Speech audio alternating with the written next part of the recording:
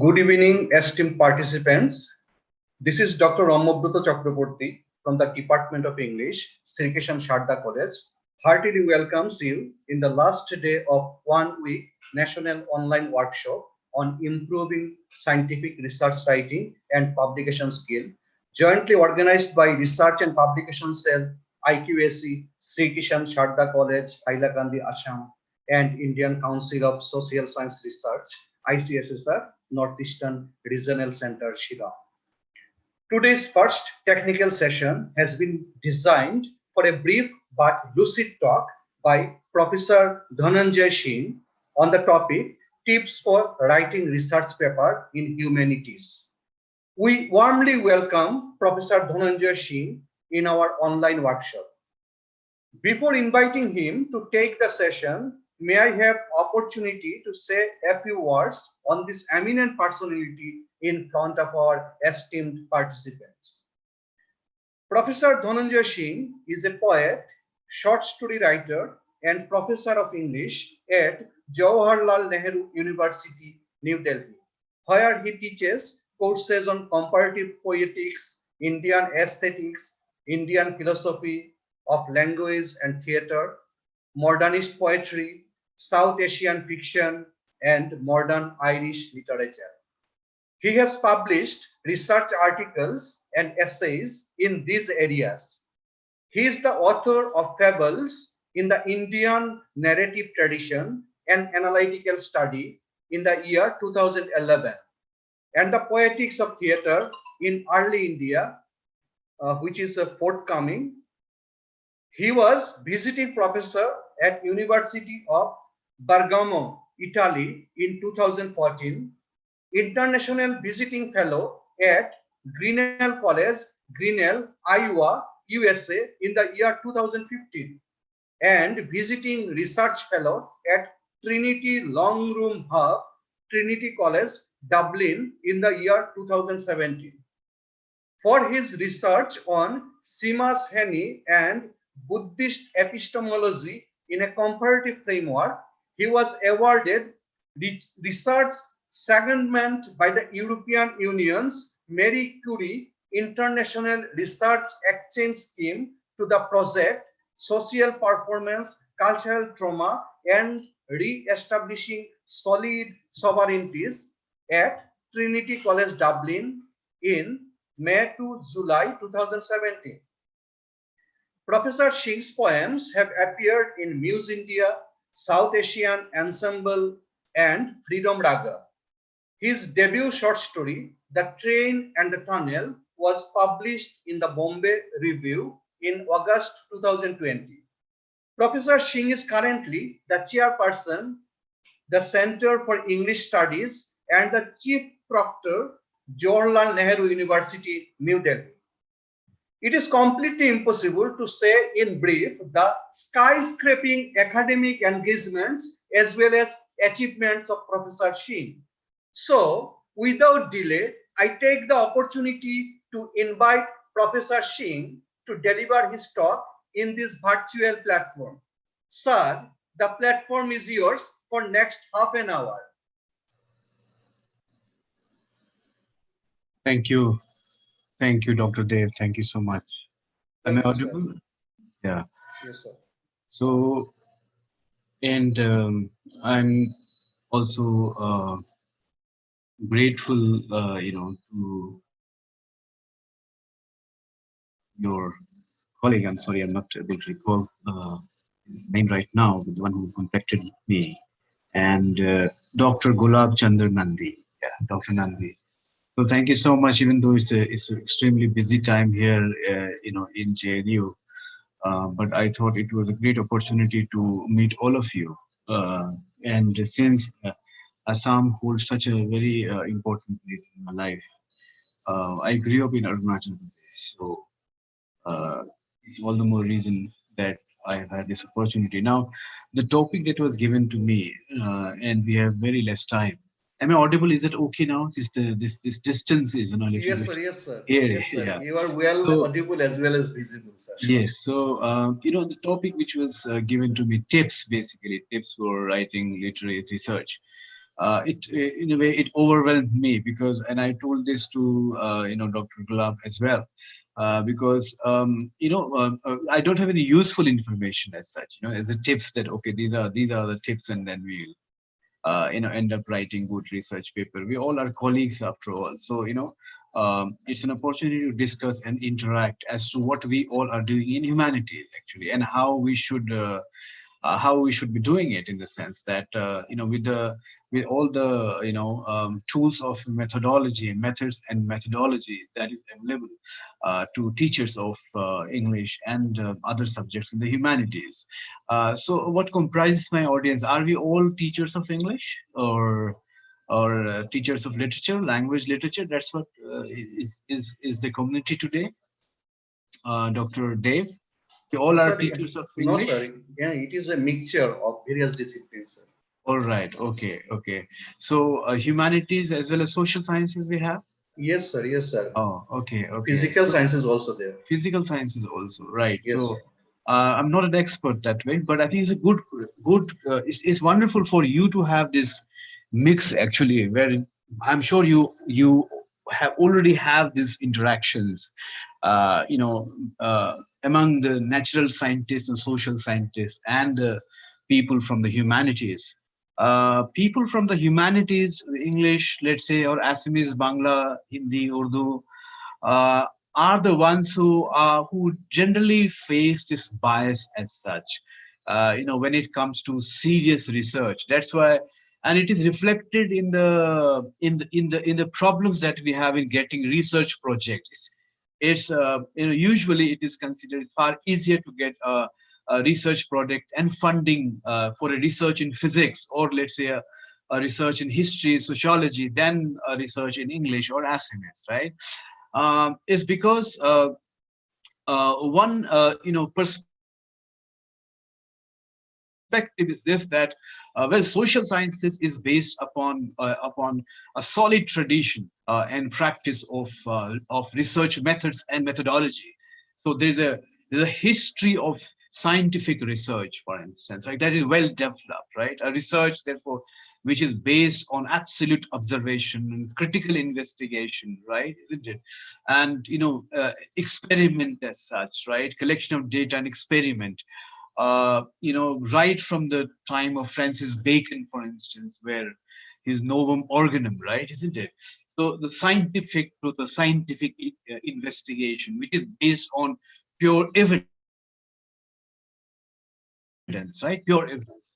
And when it comes to social sciences, again, there is a solid tradition of, let's say, a historicist method, for instance, that usually historians apply, right? So where, for instance, that if you have to study the colonial history of Assam, or colonial history of Bengal, or of a particular region, for instance, then you need to, your research is solidly grounded on the available documents as such, right? Isn't it? And then you have different methods, of course, of reading and analyzing and sifting the documents, and kind of comparing and combining archives, again, loss of documents. So it's quite scientific as such, right? And historicist, right? Now, the discipline that I come from, that some of you come from, right?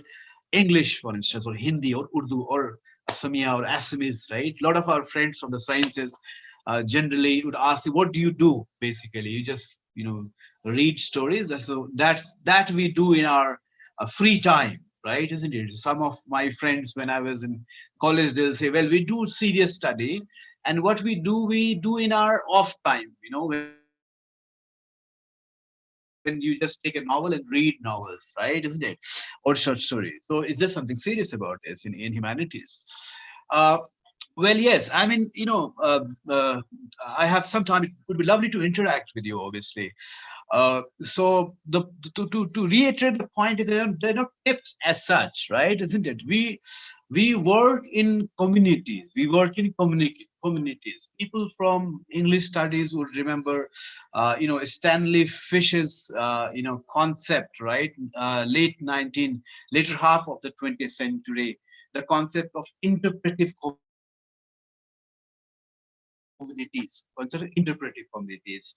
So those in literary studies are interpretive communities. So generally we write articles, research articles, we get them published in journals. At times when we feel that what we are actually, I'll come to some of the broader terms, when we feel that what we are actually researching has immediate value to the society, then we get them published in newspaper, and then we acquire some sort of, the role of an activist, rather. So getting into the domain of the social scientist activist.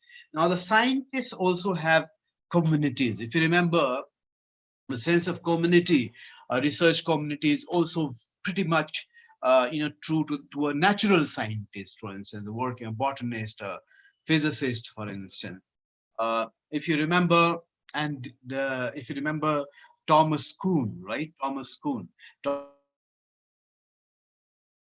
Kuhn's very powerful and influential book, the structure of the scientific revolution, right? So Thomas Kuhn was a scientist, by the way, and a physicist, a mathematician, if I'm not wrong.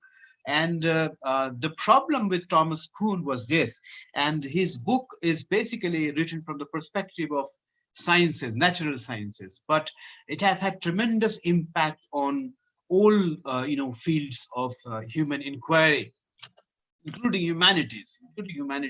So that gives me to express one particular issue that we all of us in 21st century doing research are concerned. Research is essentially interdisciplinary. We all will learn from each other. Now it is more basically learn about our methods as such, right? I'll come to it in some time from now. So Thomas Kuhn's book, Structure of Scientific Revolution, where he in fact introduces the concept of research paradigm, if you remember, and then he talks about scientists. Basically, what he says here is this: that when a scientist studies a particular phenomenon and evolves tools of experimentation and comes with a theory, let's say, based on observation. A scientist doesn't work in isolation. No scientist works in isolation, and therefore a scientist always works within a given paradigm, given model as such, right? Given model, a given theoretical model, let's say, or a model of practice. So to get back to what I was talking, so scientist also therefore works in with a sense of a community as such, right? A community of scientists believing in certain basic principles, believing in certain model as such. That's what we do in humanities as well, because we all belong to a research community. We keep on writing as such and sharing, right? Isn't it? The article, let's say, that I might research, journal article that I might write, on essay that I might write on a contemporary poet, let's say Seamus Heaney, or a contemporary novelist, let's say, Khalid Hosseini, more often than not more often than not, is unlikely to be read by a physicist. Is unlikely to be read by physicists. Is unlikely to be read even by somebody who is doing Hindi, is a professor of Hindi. Is most likely to be read by somebody who is doing English or somebody who's doing culture studies. Now, since I've talked about culture studies, this brings me, this brings me to a situation where I would like to say that all of us, of course, know the emergence of culture studies, and culture studies is, in a sense, a bridge between humanities and social sciences. So the bridge actually is this. To reiterate my point, what is the research method that we use in humanities, right? Humanities comes from humanitas, right, which is a Latin term, as you know, and the humanities means study of human society, study of human nature, study of human civilization. That's what we are supposed to do expected to do in English, in Hindi, in Assamese, in Bangla. That's what we're supposed to do. And that is very, very important. That is a significant aspect of human existence today. A scientist may, let's say, experiment and produce a particular, theory or a gadget or an invention. But its impact on human nature, its impact on, for instance, digital world that we live in, is possible because of a great advancement in science and technology. But it has an impact. It has an impact on human society, the way human society is organized, the way human society, groups in human societies interact with each other, or what does it lead to, what social psychological problems does it lead to, and how is it represented. All this we study in the humanities. Now, because we tend to depend upon methods of social sciences, and the social scientists also depend upon our methods, obviously, as you might be knowing, those who come from literary studies, English literary studies, that this whole idea, this whole concept and theory of new historicism, or what is also understood as postmodern historiography, involves so much of dependence of historians on literary studies. For instance, study of ancient India is a historical study. All historians who are historians of ancient India study literary texts, Mahabharata, for instance, or the Ramayana, for instance, or other plays, for instance, to come to an understanding of ancient India. Forget about that. Even medieval India, a lot of literature in Persian is dependent upon, is actually by the historians, and therefore there's an interaction, and that this produces and kind of autonomous field of human inquiry, which is cultural studies, which mixes the methodologies of humanities and social sciences. Now, coming to what we do basically is that uh, we've talked about humanity as such. Let's come to research. I'm sure these are things that you already think about. One of the problems that we generally face when we are actually supervising research, or we are working with our students, is this difference between criticism and research. Is criticism and research, right? Uh, which can be compared, let's say, for our friends from the natural sciences, for instance. A friend from a natural sciences, let's say a physicist, for instance, may observe a certain phenomenon, right? Or I was a pretty terrible student of science, so I have no clue basically. But I'm just trying to, because you're all from different fields, so trying to make myself relevant more to them as well. So our friend, a natural scientist, of course, when he observes a certain natural phenomena, or observes, a certain chemical reaction, right? And writes it critically, that would be comparable to what we do with criticism. But that is not research for the natural scientist. He's just begun it, right? Unless and until there is a question as such, unless and until there is a question, and there is a mode of inquiry. And the there cannot be a research question unless there is a very detailed understanding of the domain of research. So if in humanities, generally what we do when a PhD student comes to us and says that, well, this is what interests me to write a thesis or write a dissertation, because that's what the process is similar to one writing a journal article. The first thing that, of course, we train them is to write annotated essay, or which of course means is that annotated bibliography and an essay, which of course means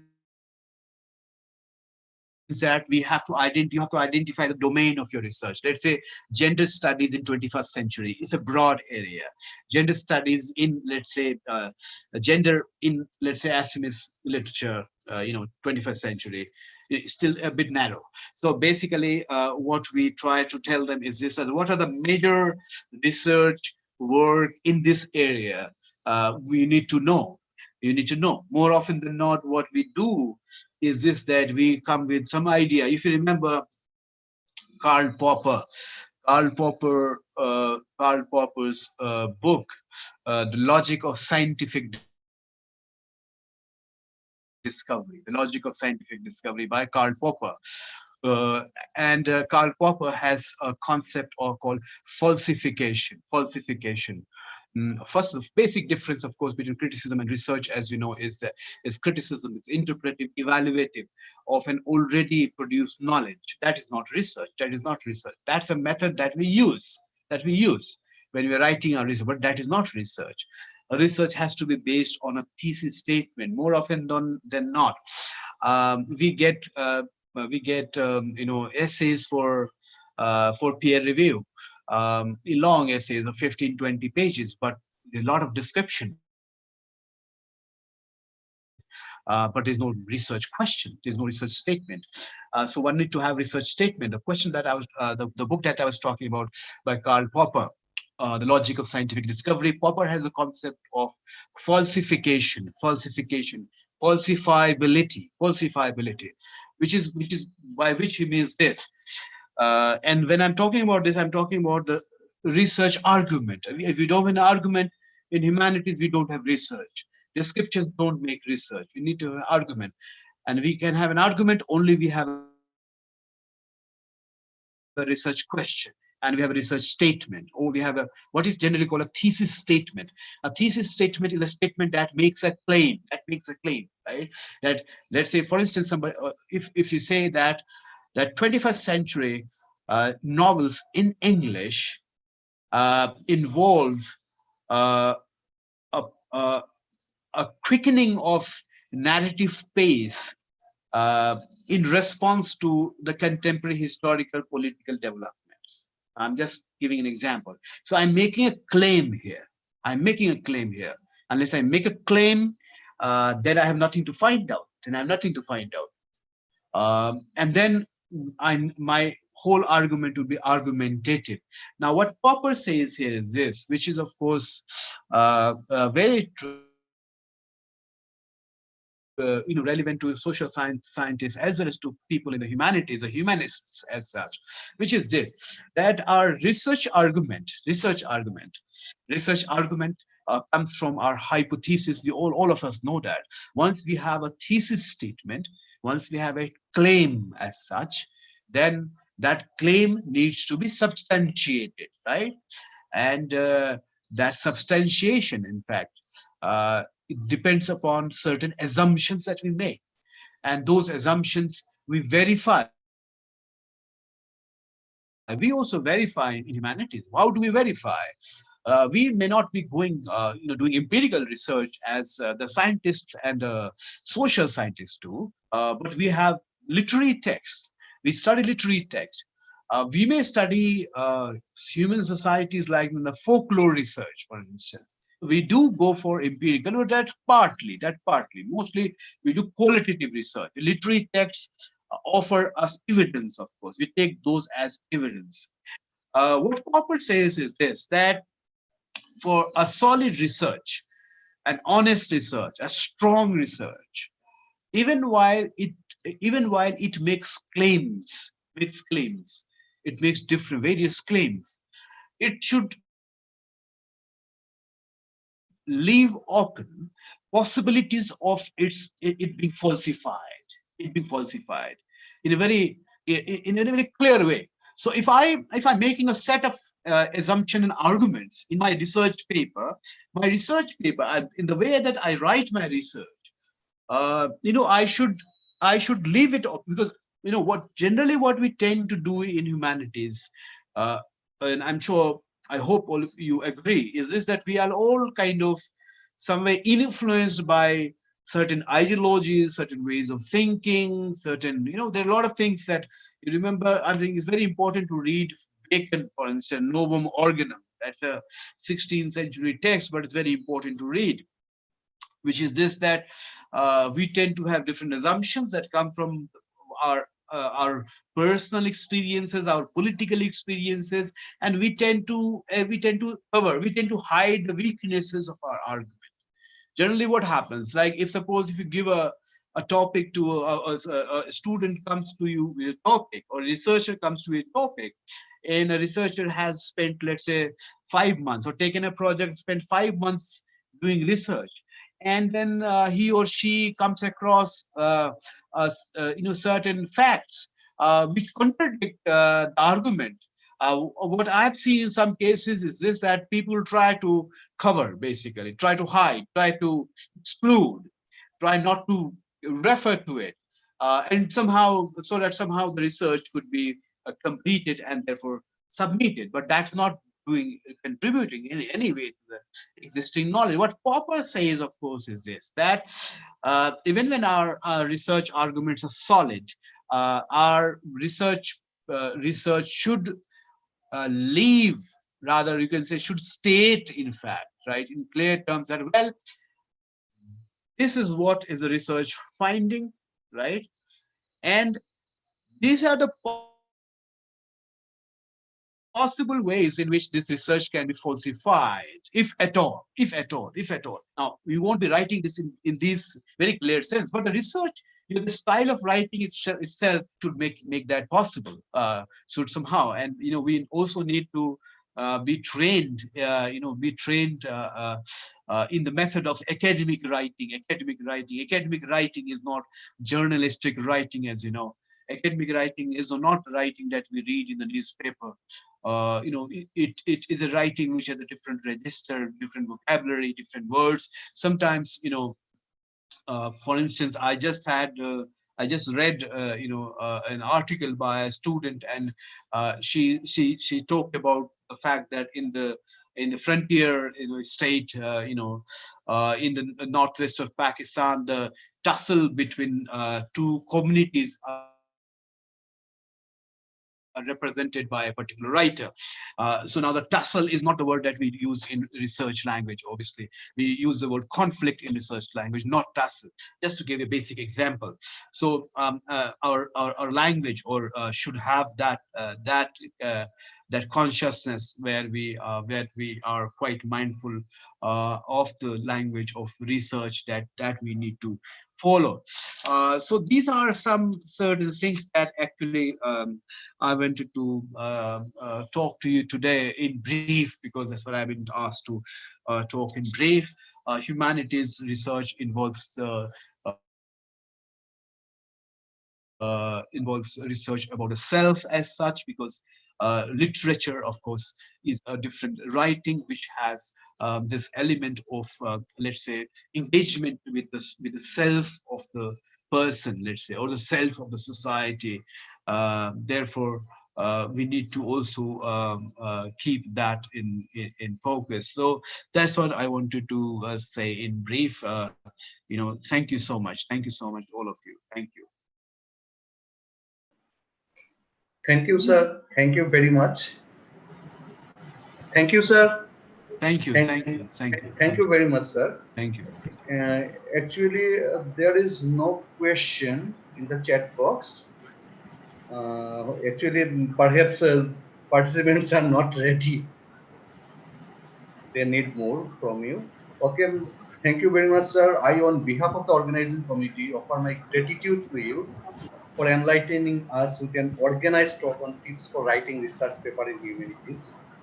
From the chat box, it is evident that the participants have enjoyed your talk very much. They are well interested to get a write-up of your informative talk. So I, on behalf of the organizing committee, request you to send I us. think what we could do is, perhaps you can give my emails to them, and they can write to me, and Okay, sir. I'll be happy to respond. It will take some time because it's quite busy here, but I'll definitely respond, even if it is 1 week or so. I'll respond, right, if they write to me. Okay, sir.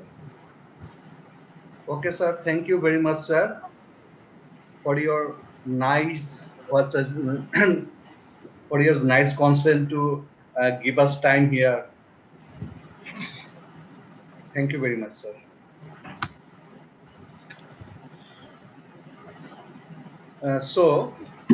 Our next speaker of the second technical session is Professor Surya Pratap Singh, and he will share with us a much topic for the research lovers, from research to manuscript, basic skills and tools in scientific writing.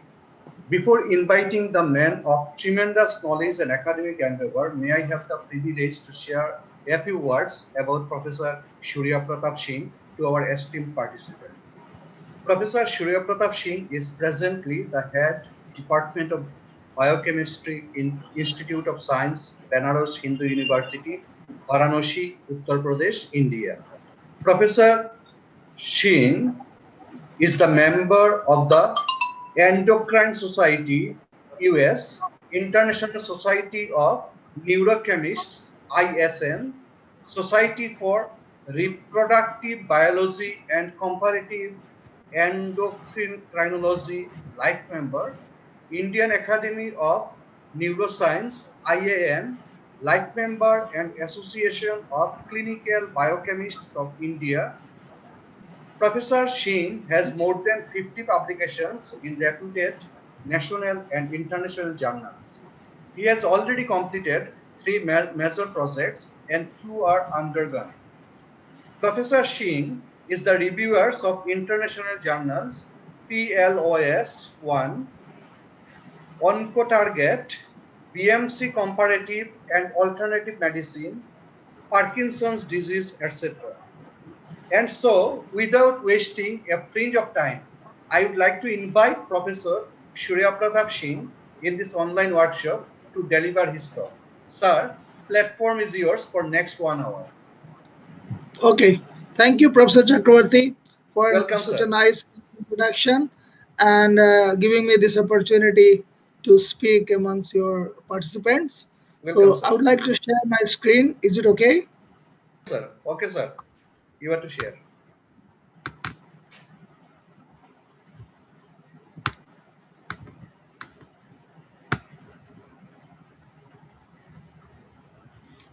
I am trying to share my screen, but it's not taking somehow.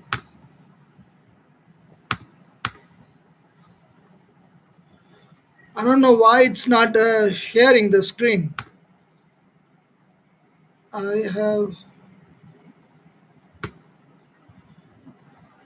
I'm not able to share the screen. Why? Sir, have you just clicked on share screen icon? Yeah, I just did that and it came like your entire screen. I said yes, Yes, sir. share, Mm-hmm. and it is not choose what you would like to do. But from Application my window. end, it is seen Yeah, that, yeah, yeah. yes. Chrome tab. Okay, let's see.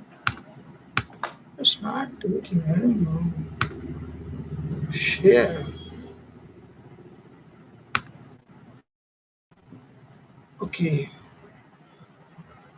Somebody pause share. Says stop. Yeah, I'm already sharing the screen. Dr. Chakravarti, can you see?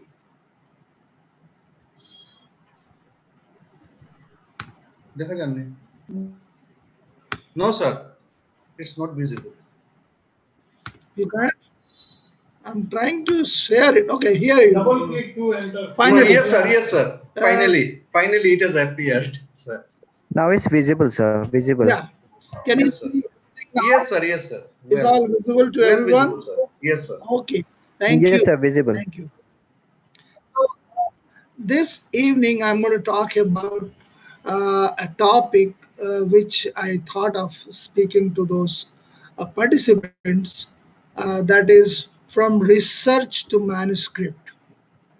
So, so what are the basic skills required and the tools in the scientific writing? I'll be more focused on scientific writing, um, though the previous speaker, Professor Singh from JNU, spoke about all humanities research and writing.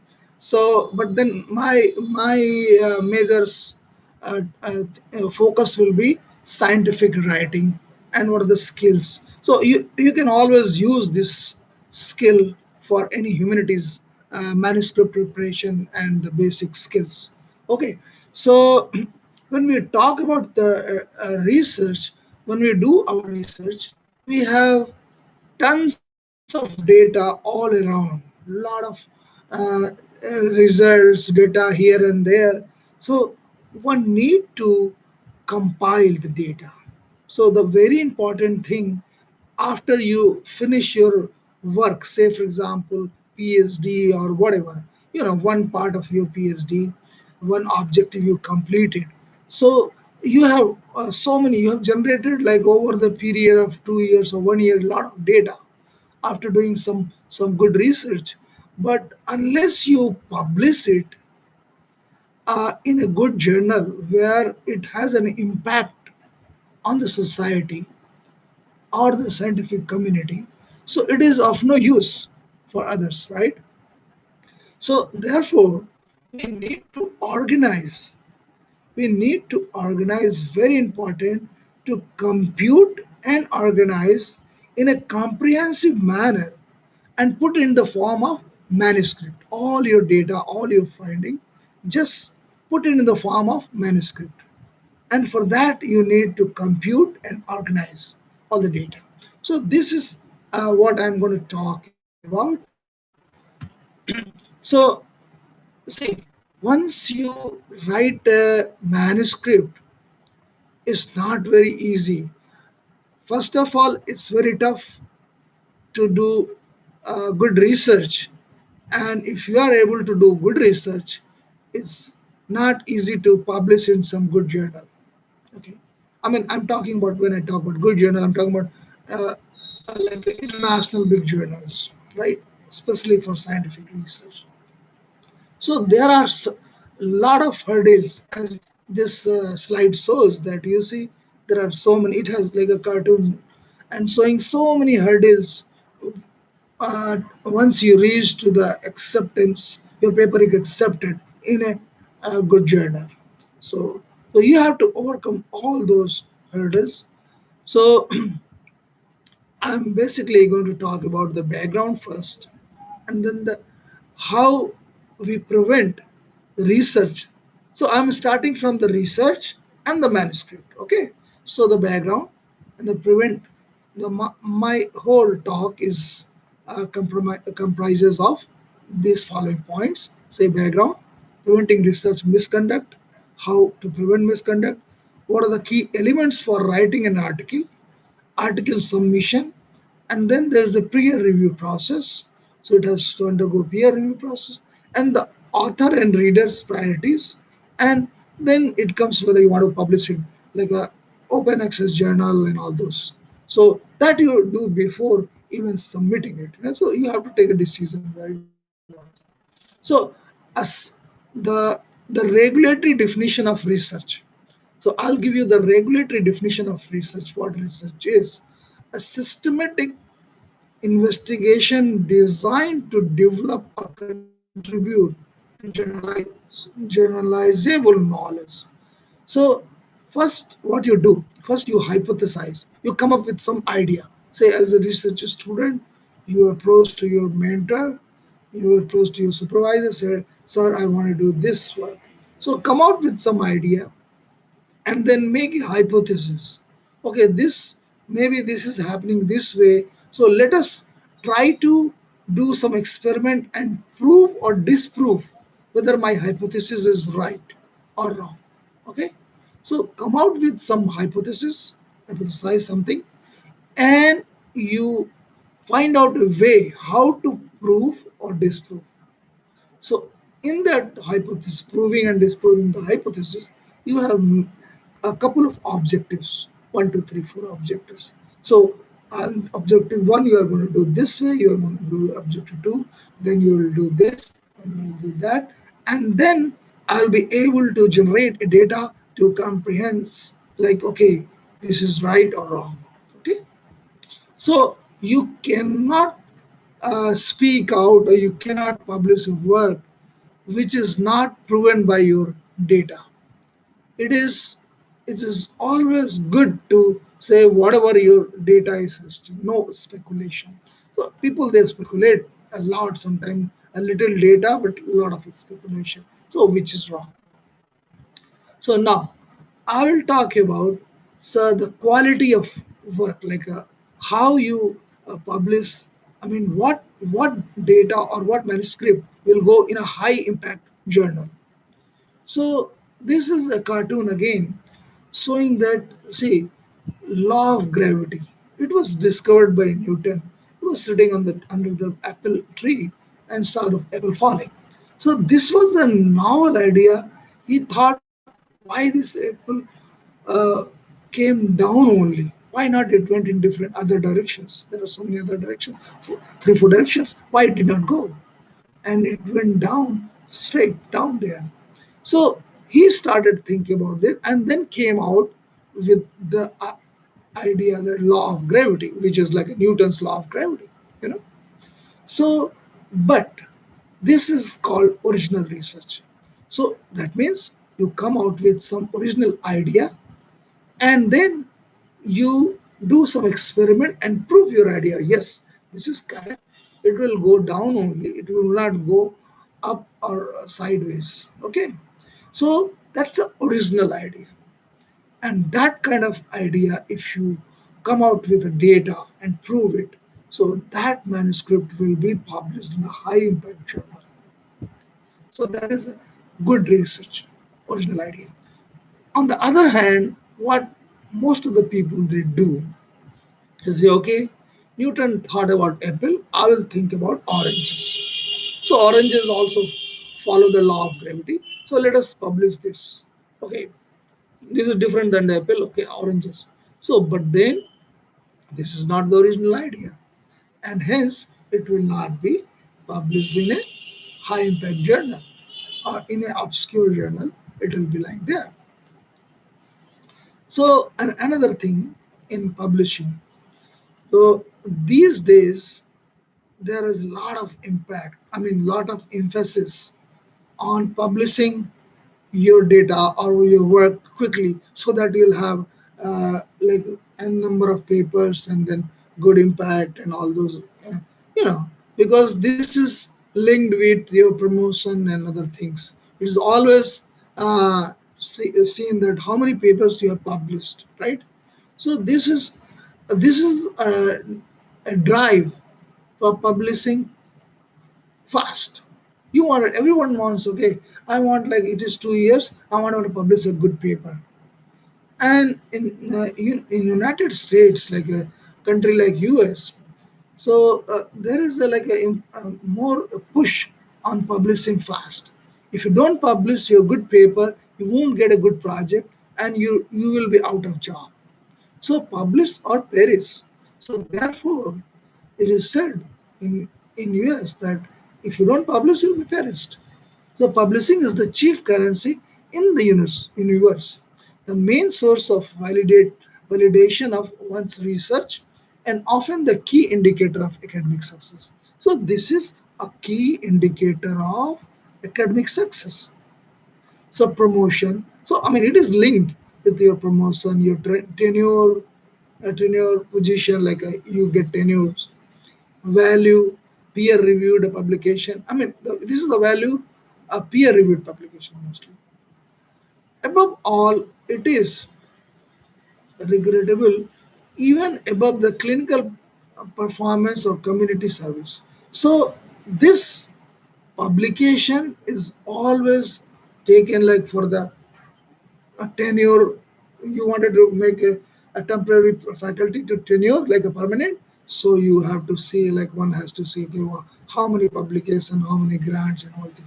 But at the same time, if you are talking about a clinical doctor, so his more emphasis, you will find this very often, that when we sit in the committee, in the selection committee, those faculty who are like assistant professor in the medical colleges and other places, they are clinics, they are linked with clinic. So they are not able to publish that good number of papers manuscript. Why? Because they are more focused on the patient. So which is kind of not a good thing, huh? Because there it should be different. The criteria should be different because that is more important. The clinical performance and the community service.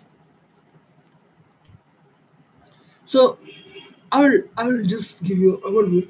Task of writing a research paper can be daunting, even with the groundbreaking research. Unless the paper is correctly written, at best, the publication will be delayed. At worst, never published. You will never able to publish that work, and you will never get a credit for that good research, even if you have done a groundbreaking research. So the goal is to provide an overview of how to write a well-structured research paper for publication. So this slide shows information about the life cycle of publishing a research. So first, a primary discovery, as I told you, the Newton thing, example of Newton. So you do a good part, like this is a timeline. You see the blue one, this much time takes a primary research or discovery, right? Then you need the green part is communication. Then starts the red part, which is submission, peer reviewed publication, and then the secondary dissemination. So this is the timeline. So you can see the major timeline is not on the work. You do a good work, but it takes good time to publish it. If you really want to send in some good journal like Cell Science Nature or something. I mean, Cell Science Nature from India is not that easy, but still, I'm talking about a good journal. So, what are the key elements for writing a good article? So, ethical issues, style and language, structure of paper, component of paper, article submission, and journal selection. So, journal selection is also very important. Sometimes you pick a journal which is very hard and they are very finicky and they not take easily your publication. They will ask 10 different things and you will be frustrated and sort of, I don't want to publish it. So, but, so that is your journal selection. You have to think that this is the work I have done. Say, for example, even in humanity. So, I have worked or in my thesis or in my project, I have done this work even in humanity. So I have made a manuscript and now I wanted to publish it. So before sending to a journal or selection of journal, we have to see what kind of work is being published in that journal A where I wanted to send my work. So if that journal is taking the kind of work you have done and the kind of manuscript you have prepared, it will take your work. If your selection is not good or not right, it will be right away rejected. They will say, no, this manuscript is not suited for our or not under our scope of journal. So right away it will be rejected. So what are the ethical issues? I will talk about the ethical. So ethical issue is kind of a thing which is like there are different kind of ethics, not only just publication ethics, but even in doing research. Sometimes people they cook data, they make up the story, sitting in the computer and one table and chair, and they will write everything with all data and all. They just mix, make cut and paste here and there, and then just make. So that is not a right thing. So that's a writing part. But even in the working part, research, when you're doing your and you're collecting your data, doing it, sometimes people, okay, this is quite similar, so let's write the same value. No, whatever you get, you should mention it. You should not make it up. So this is kind of a doing, as well as there are things in publishing. So disclosure of conflict of interest. No?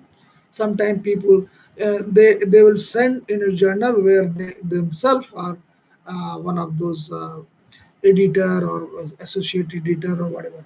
So they will, or their suppose friends. I have a friend, very good friend of mine. Okay, send there and get it published. So that is not ethical. Especially conflict of interest is like you are sending to your colleagues, or not colleagues is okay, but not to where in the journal where you are there. Acknowledgement of funding source. This is also very important, because no scientific research can be performed without money.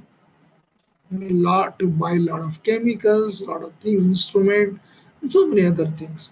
And the person who is working day and night, a JRF or a SRF, Junior Research Fellow and Senior Research Fellow, they have to have the fellowship, because they have to sustain for 3, 4, 5 years. So the funding is really required. So one has to acknowledge the funding source, which agency your work was done. Then image manipulation guidelines. So some of the data you have pictures, images.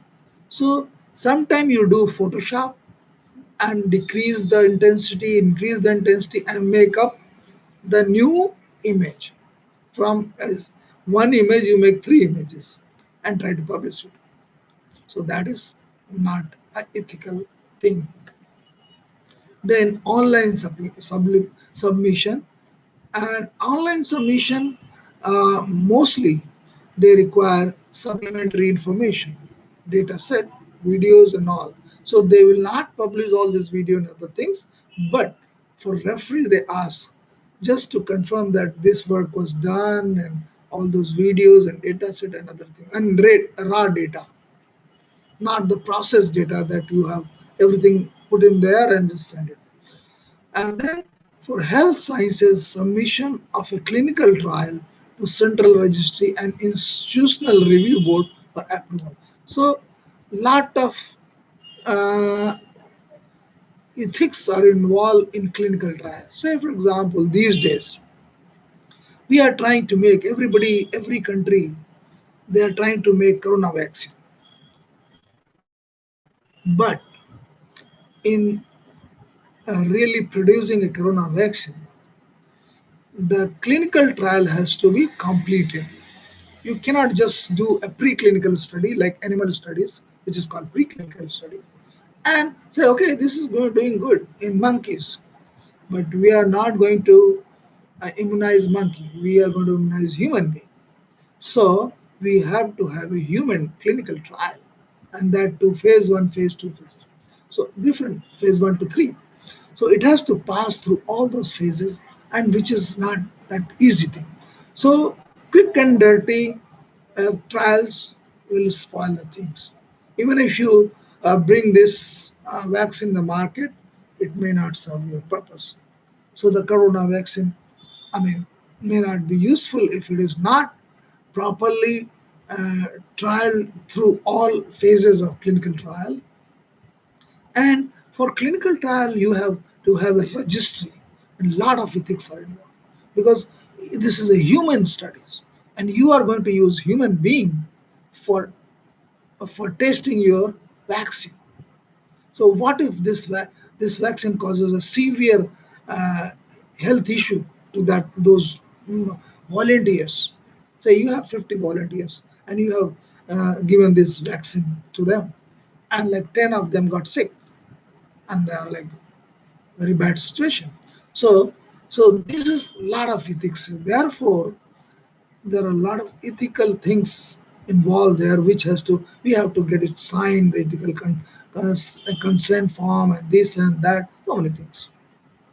So all these, for if you want to read in the details, so they are the you can see Blackwell science, It has like a best practice guidelines on publishing ethics and other also references. Here you can get all these details. So what is responsible conduct of research? So number one, data acquisition.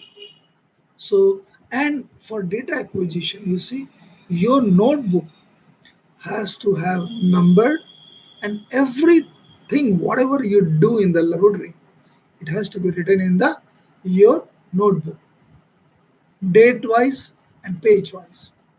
So, in case somebody wanted to see and check your work, he or she will be able to check your work whether this data is right or just manipulated data.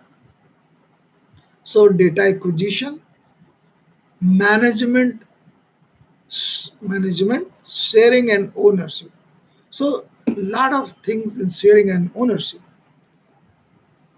And then the conflict of interest and commitment, which I've already talked. The human subject, I already talked.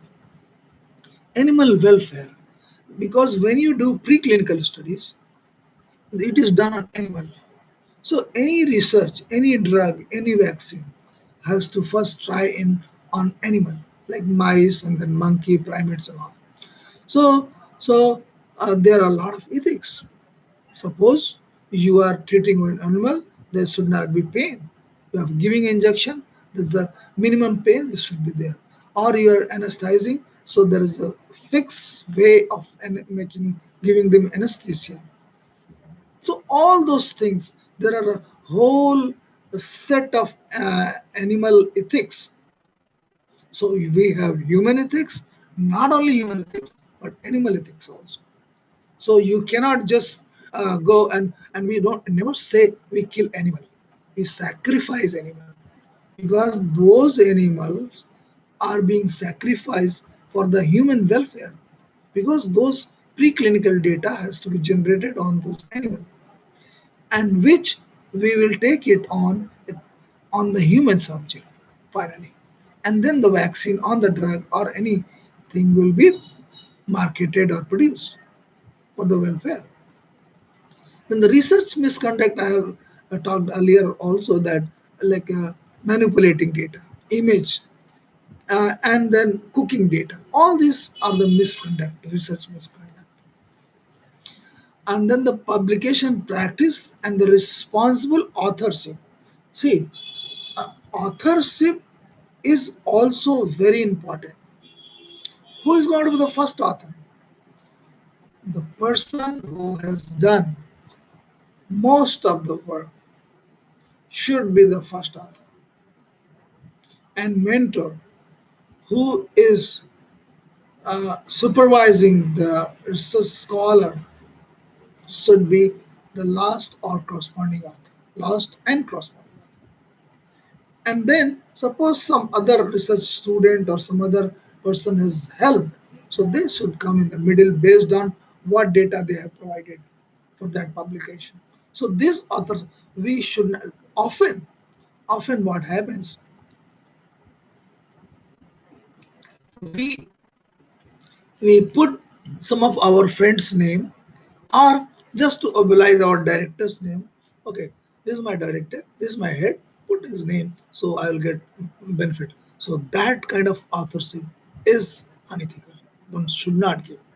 And every author is responsible for whatever written in that publication or that manuscript, and should always read that manuscript, just not put anybody's or any friends or any person's faculty's name there and publish it. And then there is a mentor and trainee's responsibility. So all these things come in that mentor and trainee's responsibility, and peer review and collaborative science. That I'll talk about later. So definition of research misconduct, again the research misconduct means fabrication, falsification, or plagiarism. Plagiarism in proposing, performing, or reviewing research, or in reporting research result. So this is all comes under, this all comes under misconduct. So I'll give you some example. So how several misconduct or has been done. So this is like a slide is a busy slide, and in this I'm trying to say how people they have done misconduct. So say, and it has been going on since say when we started doing research and publishing and all. So it's not a new thing from 1865. So there are certain physicians they publish the principle of medical and surgical mortality consists in never performing on man an experiment which might be harmful to him to an extent even though the result might be highly advantageous to science that is held of others. So the principle of medical research and surgical mortality consists of never performing. So you never perform any experiment on man because you say, okay, it will be harmful to human being, so I'm not. So I just extrapolate and write this.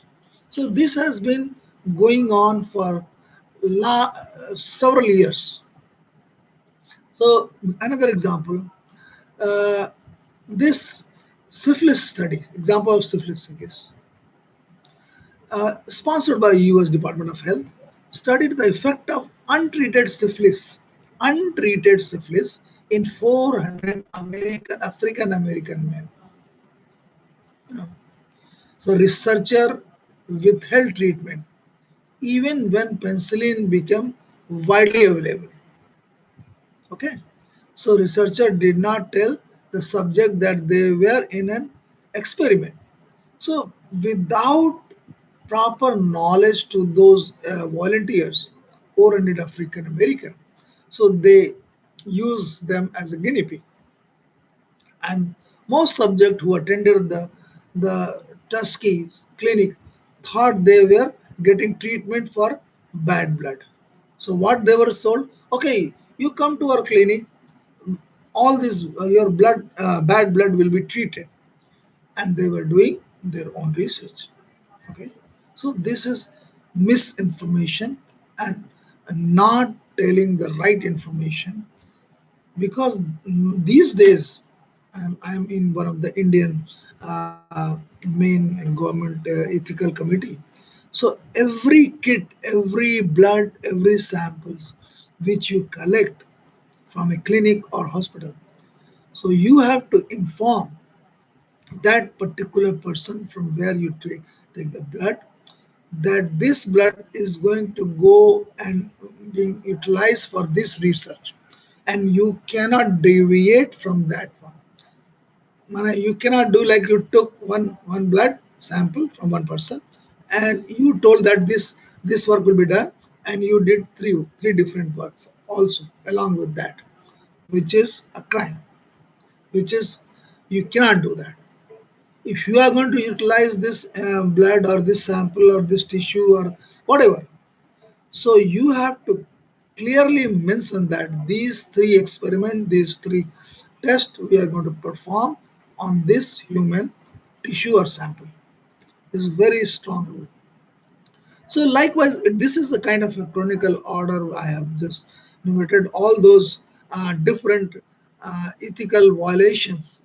You know. So in biomedical studies, they have been doing all over the globe. You know. So the big list. I don't want to discuss all of them. So I'll discuss some recent one like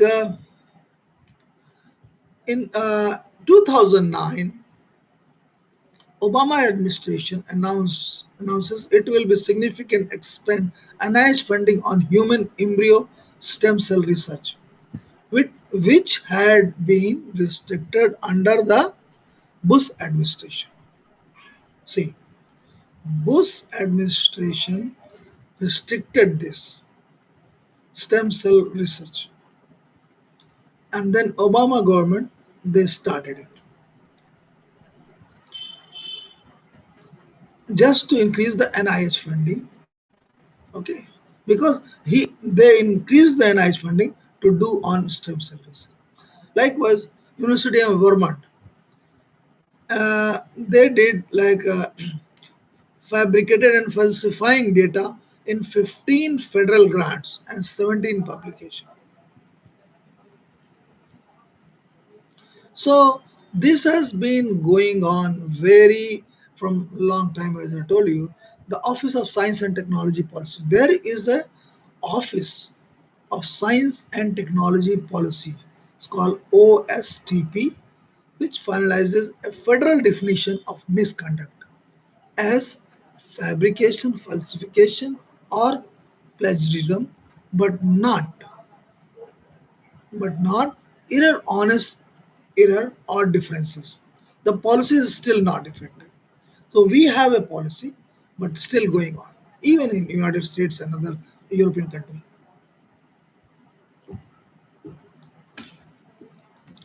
Okay, so I'll describe what is fabrication in details. Fabrication means, as you know, is making up data or other result and recording on or reporting them. So you have got something and you just made it up and you showed it. Okay, this is uh, Almira, and you. The point here is you made it up. That's the fabrication. So another one I already told you before, the image data fabrication. Okay, so this is you manipulated the image, as I told you. See the both are on the left and right. TRA 160. There are two different figures. I mean, this is one figure only, but they made it two different figures. You can see that. See, the intensity is more, and if you, lower the intensity, it is the same thing. So, and this was published in Science, the top journal of world, and similarly, down there in the lower panel, you see the same thing, but they have just fabricated it. And likewise, there are several examples. Okay, so there are several examples where you have the image data fabrication uh, all over the globe. And there are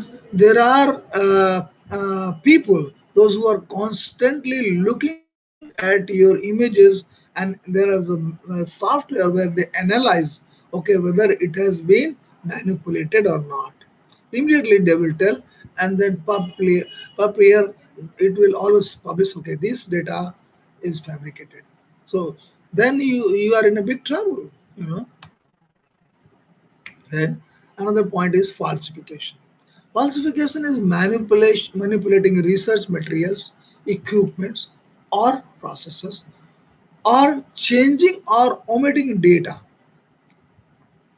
You got something, result was something, you wrote something different, or results such that the research is not accurately represented in the research record. So your research record book notebook is saying different, and you have in the manuscript you made it up, change the data. So that's why I was emphasizing that every notebook has to be numbered. You cannot take out the pages from your notebook, research notebook, and it should be numbered. Notebook number 1, 2, 3, 4, 5, and all the detailed calculation even has to be mentioned there. Sometime you calculated wrong, and you are making some solution or some chemical and reagent. So you have miscalculated and you have added a lot of big amount rather than what required by your just miscalculating it. So you have added a lot of reagent in that, lot of chemical. So you got different result. Now and you are writing that I have got say 1 millimolar, but it is like a 10 milli. So it is 10 times higher concentration you are using this not knowing even. So basically your notebook Once the mentor's job is to tally this from your notebook, whatever your data is there, whether it is present in the notebook or not, and whether the notebook data and calculation are correct or not. So this is very important. Record keeping. So it's a manipulating research material, equipment or process, or changing or omitting the data or result such that the research is not accurately represented by the research record. And see, this is a very common example, I tell you. Those who are in the scientific research, they know all this very well, but not to the humanity people. But I'll just explain this and you'll understand. See, these bands, whether it's a DNA or protein, है ना? So these individuals say in lane number one, there is a weak band there on the top, panel A, I'm talking. And lane number two, you see there is a dark band down there. And then lane number three, there's a corresponding to one lane number one, there's another dog band. So people, what they do, the Photoshop, the increase and decrease the intensity of this band, and so that number one was this control and this was treated, so it increased, and the protein has increased, and then it I treated with this drug and it has decreased. So this is just you made a story based on whatever way you wanted to mold the data. Okay, so see, panel A is the real data and manipulated data is looked at in the right panel. Left and right you compare, you will find it. See, this gentleman or this data, which is published in a big journal, JCB, and they have manipulated data by omitting lane number 3 band. You see the lane number 3, there's a band, dark band on, up there. It is not present in the lane number 3. Okay. Sometimes what the people they use a marker and put a band and take an image, take a picture and put it in the. So this is called image manipulation, which is a very bad thing to do. And they get caught also because then we ask the raw data. And plagiarism is these days very commonly used, and every manuscript you send in a good journal, first of all, the editor will send it for plagiarism. It will go either as a software, they will check wherever you have the same word, same line has been used, and where it matches the whole, database. So immediately it will catch, okay, your this manuscript has 70% plagiarism. So immediately it will be sent that, well, this is and sometimes this is it is a false representation also. Like if my name is Surya Singh, so it will be always there. My address is BHU or Back University, so it will be always there. So in every paper this will show, and this will catch, your software will catch same address, and it will show dark color, red. So but then that is not the right flag. This is software thing. So those things, once your manuscript is returned by the journal, that this has like 50% or 60% plagiarism, they will ask. So it looks like it's your self plagiarism or your name or whatever. So you just they will ignore all those. You just write it, reply them that okay, this is due to this reason or that reason. So then, or they will ask, okay, the frame a different word because you are using the same phrase in all your manuscript. You cannot do that because you have already published it, and it is a property of that publishing, Blackwell or whatever, Elsevier or wherever you have. So there it is their property. Now you cannot use it without their permission, and you have to just reference. Okay. So this is again how prevalent it is. So this was a survey that out of uh, 4,298 researchers, 2,212 responded, 51% primarily biomedical. That it was like a, and 8%, 8.7% observed or had direct evidence of misconduct over the previous 3 years. They accepted. You know what? It was survey was done and they accepted that, well, yeah, I have done this. 8.7. Huh? So, and out of this, over the period, 60% fabrication or falsification, 36% is plagiarism, and 37% of the incidents were not reported. And there was a publication which says who does it. So the professor or senior scientists, they do more.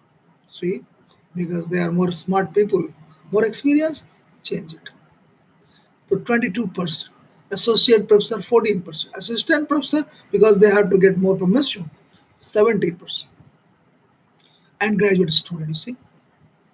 So all this is kind of a your representation how much uh, plagiarism is done by what category of people.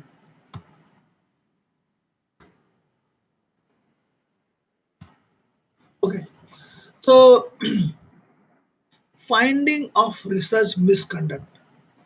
A finding of research misconduct requires, how do you know? There will be a significant departure from the accepted practice of the relevant research community and the misconduct to be committed intentionally, knowingly. You know that. Because, see, I gave an example where unknowingly a researcher, by its calculation mistake, has added that high amount of salt or whatever chemical and got a result which he tried to publish, right? That was unintentional. He did not know that. But people they do it intentionally. Okay. So the allegation to be proven by a preponderance of evidence. So and now this slide shows about the authorship and the credit issue. Who should get what, where, position, advancing author's career versus advancing the field. So there are two things. You wanted to promote this person, okay, quickly. So, and versus the real field has to go up. So what implications exist for career advancement? Tenure or promotion, contracts and grants, status and prestige. Sometimes people, okay, I have published 200 papers, but all garbage. What is the point? It's no point, right? And just for the sake of promotion, you wanted, okay, next, I have 6 months, I have an interview for associate professor, so I wanted to publish it faster, sir. So that's wrong. Unless your data says what you're saying, you should not. Who should be an author? People who have left in the lab. You can put those people's name if they have really contributed in in that manuscript. Suppose they have put generated some data which you have used as a figure in that manuscript, then you can put those people who has already left the lab. Technical staff. Technical staff, normally they are not made author, they have to be acknowledged because they are helping. Because not in India though, but other places, we have like a technical staff. They will make solution. They will just say, okay, you do this, the basic things like little technical thing. You do it, and then the researcher does the, because just to fast research. And PI with no involvement in the work, as I told you, some director or head. Okay, just to overlies. So no name authorship should be given for non-contributors or just for mobilizing contributors or on already published work. So suppose people, this is very common practice. You wanted to publish this paper in a big journal, you put some big name there. You just wrote an, suppose you wrote an email, sir, I wanted to put your name in one of my paper, and you put his name, and he's a famous person. Whenever people say, "Oh, this guy, okay, this paper must be good because this is he's there, so he's a very well-known person." So this is how you put the other person name, and get it published. This is again wrong. He has not contributed. Just you are trying to mobilize. So no name for mobilizing people. How should author be listed? First author, last author, co-first authors. I told you this before also. First author should be the person who is primarily doing that work, right? And the last author should be the mentor. So who has supervised, who has provided the lab and other reagent, other facility, and helped in doing performing that experiment. And there could be other co-authors like after first author. Sometime we give like a number. First author is there, and the second author number one and two asterisk. You put asterisk and say both have contributed equal contribution. Sometimes say you have like a 10 figures or 10 tables, and five have been generated by one person A, five have been generated by person B.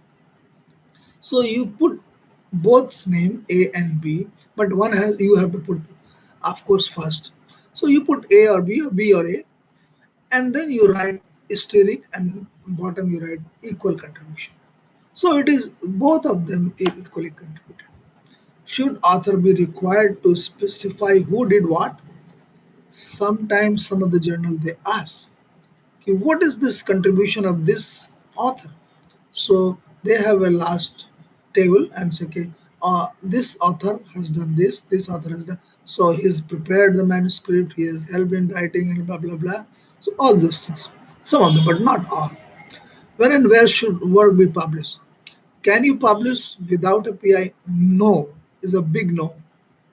You cannot, you shouldn't try to publish without PI if you are not an independent researcher. Because where did you get the laboratory facility? Where did you get that funding? Where did you get that reagent? Okay, who supervised you? So all this question comes when you try to publish, or even if you publish somehow, if by chance that PI looks at it, then you are gone. Or the if it is an incomplete work, you want to fast, okay, publish it. So that should not be done. To which journal or journal, I already told, like you have to check according to your work which journal you should send. And there are journal which take a lot of time, so divide it. There are journal which publishes quick, so they will take 1 month or 2 months, and they have their own timeline depending upon how many manuscript they get every month or every week. So based on that, they have a timeline, okay, time frame, that okay, publishing in this journal takes 2 months. Some of the journal, okay, 1 month. So practical issues influence decision like graduation, grant deadline, performance review. I told you no. You wanted to graduate PhD? No. So that's why you want to publish. Okay, I wanted to put this paper in my PhD thesis, and I want to publish it quick so that it can come in my thesis. And okay, I have completed 2 papers, so I should get the degree. No way, shouldn't be there. Then the grant deadline. I have a grant to submit, and I want to show this work that I have done this work. So let us publish quickly and put it there that I have done this to fetch a grant. No. And the performance review. So, okay, I'm going to get like tenured position, or I'm going to get like from assistant professor level 1 to 2 or 2 to 3. So, my merit promotion or career advancement is due. So, let us publish it quickly so that I will show that, okay, when the vice chancellor asks how many papers you have done in last 5 years, so you will say, okay. So, I've done this. Uh, okay, They have so looks the like lecture. I'm approaching time. Yeah, so I will quickly go through what happened. So gift authorship, honorary authorship, this should be avoided. Prestige authorship, ghost authorship, all those things should be questionable. So I already discussed this. I'll skip this. So determining the authorship, right? Some recommendation for avoiding scientific misconduct. So this I will explain you. If a particular discipline includes the use of lab notebooks, they should be permanently bound book. I have been telling this over and over with consecutive sign and date entries. Any attachment such as graph or computer printouts should be there, should be signed and dated and permanently affixed to the page of the notebook. If the data is such that it cannot be affixed to the notebook, a separate signed entry should be made in the notebook indicating that the date of the data and where it is located.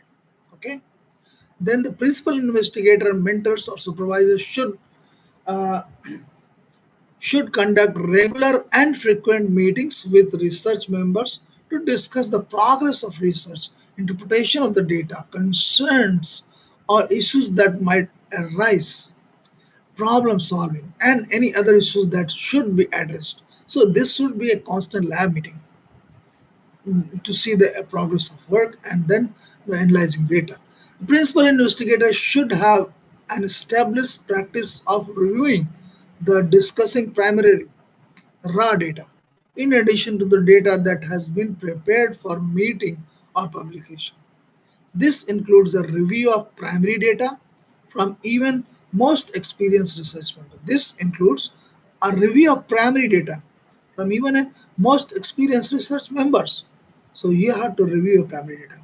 Research supervisors should foster an environment where the open discussion of method and critique of results and conclusion is accepted and welcome, and maintain an atmosphere of mutual respect and cooperation. This is very important. Sometimes a student is not research scholar is not getting the direction where his supervisor has told, okay, let us do this experiment, we will get this result. So and the student has got something different. So out of, because he is scared to tell his supervisor, so he will not say, it's okay, yeah, sir, I got this, and he will manipulate it. So that is not, and it is only possible when you have an open forum of discussion, which is not very common. Boss is always boss. He says, okay, you will get this, and do this. And the student goes in the lab and do whatever manipulation is. Okay, sir, I got this one. Though he is not getting the right way. So all these are the some of the yeah, references for the guidelines of ethics and biomedical research, and especially COVID these days ICMR has come up with 2020 guidelines, and UGC academic integrity and Indian Academy of Science and Committee on the Publication of Ethics. This is scope, very important. So all these references. So this is the structure of a paper. What should be the structure of paper? So your manuscript should be straight. See the middle skeleton. It should not be like this way, that way, tilted. So it's not clear. So the point of this showing this slide is straight. Just look, somebody looked at it. It's nicely written, straight. Okay, this bone, that bone, that's straight, clear. So these are the components of the paper. I'll quickly go through because it seems I'm running out of the time, and I have only 1 minute left, I guess. Is it? How many time? How many minutes I have? Hello. Yes, yes, sir. Okay. Component of the paper. Yes, sir. You can proceed, How sir. many minutes I have? And actually, you have 1 minute. Can I get But like? actually 1 minute, but after this, Yeah, I have. 15 minutes are there for question and answer. I will take 2-3 minutes. That's it. I'll Okay, okay, summarize it. sir. Okay, Okay. sir. Thank you. Thank you. So these are the component of paper. title, author, abstract, keywords, introduction, method, result, discussion, acknowledgement, reference, and appendices. So these titles should be clearly described the content. Author, ensure recognition of the author. An abstract describes what was done in 150 words. Keywords ensures the article is correctly identified and abstracting and indexing service. Introduction explain the problem. Method explain how the data were collected. Result describe what was discovered. Discusses the implication of the finding. The knowledge ensures that those who helped in the research are recognized. References ensures previously published work in the recognized. Appendices provide supplementary data. Authors listing I have already discussed. Title, okay, of course, describe the paper content clearly and precisely, including the keywords. Again, the same thing. So, not much to tell here.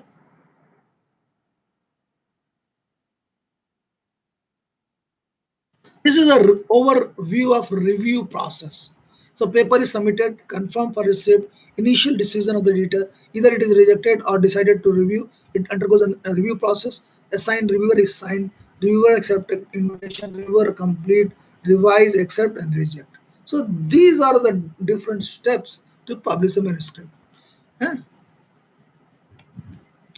Question and reviewers ask. Sometimes reviewers ask questions, you have to respond to those questions if you really want. So sometimes they say right away reject it, sometimes after major revision, after minor revision. So you have to answer the reviewers questions. So these are some of the publishing tips. For research-based papers, ensure that you have enough number of, to justify the sound statistical conclusion. For larger study, it may be better to produce one important research paper rather than number of average incremental papers. People that try to publish 10 papers. Instead of 10 papers, you publish 3 papers out of the same data and it should be good. So I have already discussed this. Quality and speed, top items where the reference which journal is more cited, reference standard, journal reputation, editor board and stuff. So these are the readers priorities, authority, quality articles, ease of access, rapid delivery, convenient format, linking of information, low or no cost, up-to-date information. So this is like I'm trying to compare what author wants to publish quick, and what uh, a reader wants. So reader wants integrated system browsing is crucial, quality information, want to read less. The whole goal of reader is wanted to least read. So I want to read little, give little time to this paper and want to know what they have published. And authors want to publish more. Okay, so this is you have to make a good compromise between these two. So differences author and reader. Authors are journal focus, readers are article photo. Publish more and read less dichotomy. Parity of readers, low income country. So I won't discuss this. This is not that.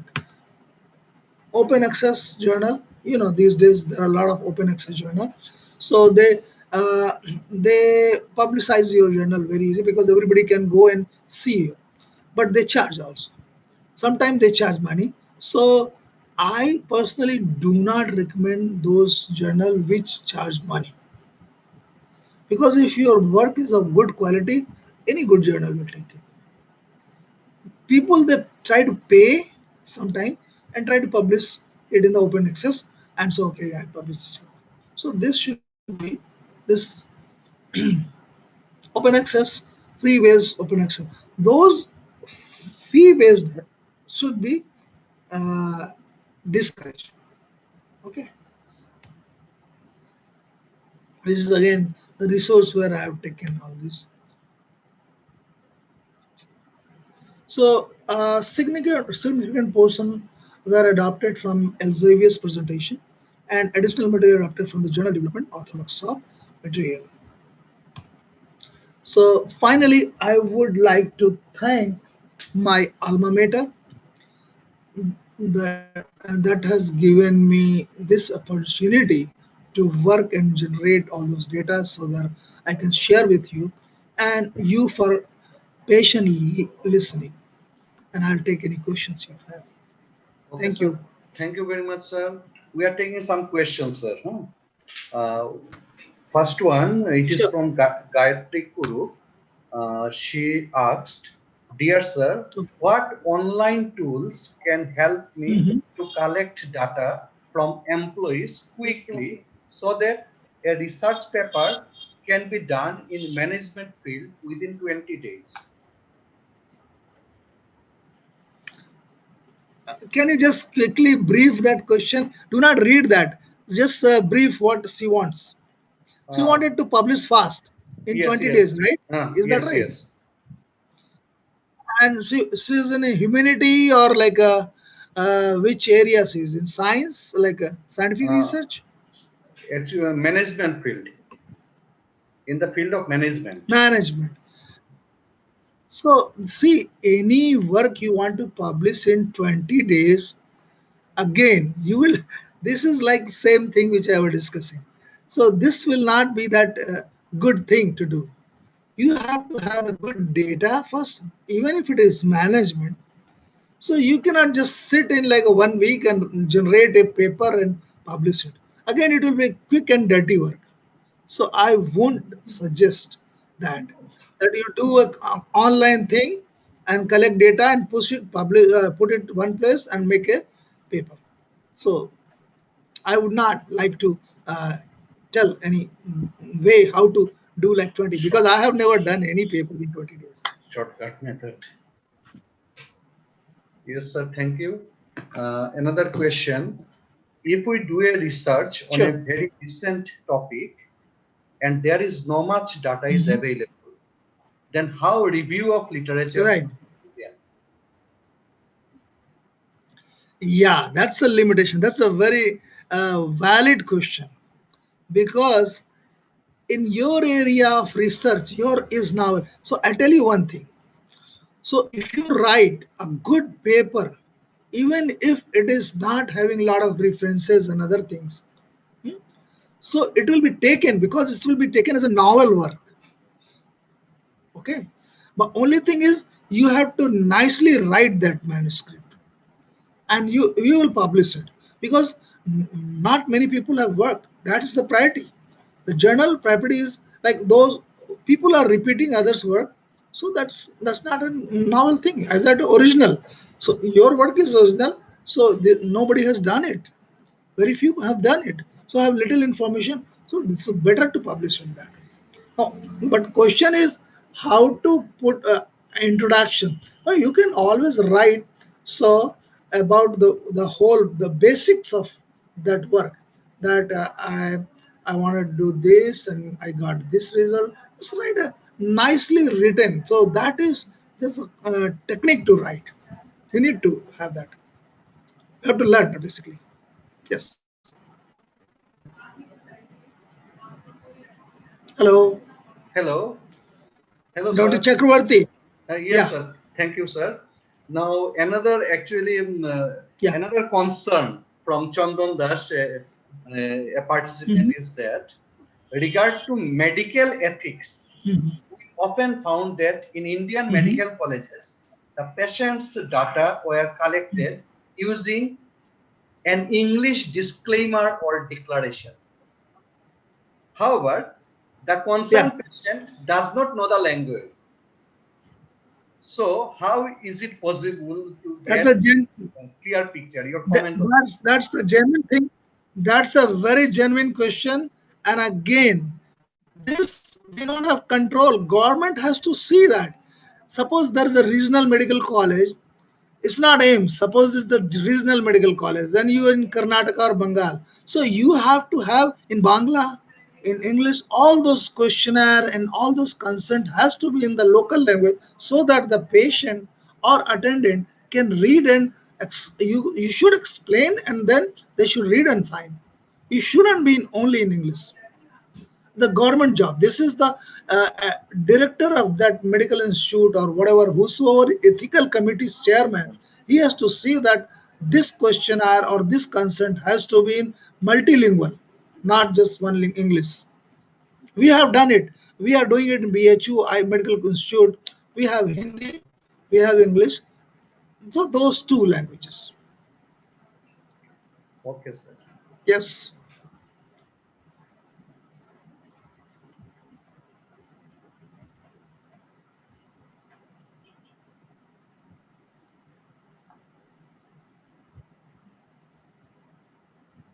Any other questions, Yes, sir. Dr. Chakravarti? Huh.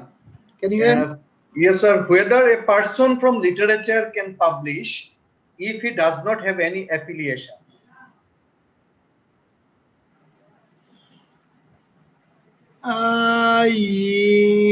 Yes and no, both. See,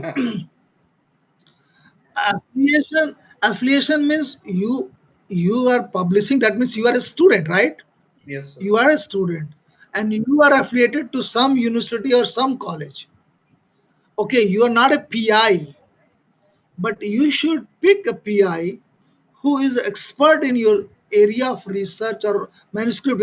Like example, I'm quick example. My son, he's a law graduate, BA, LLB. So he has published a paper in intellectual property right. That's his area.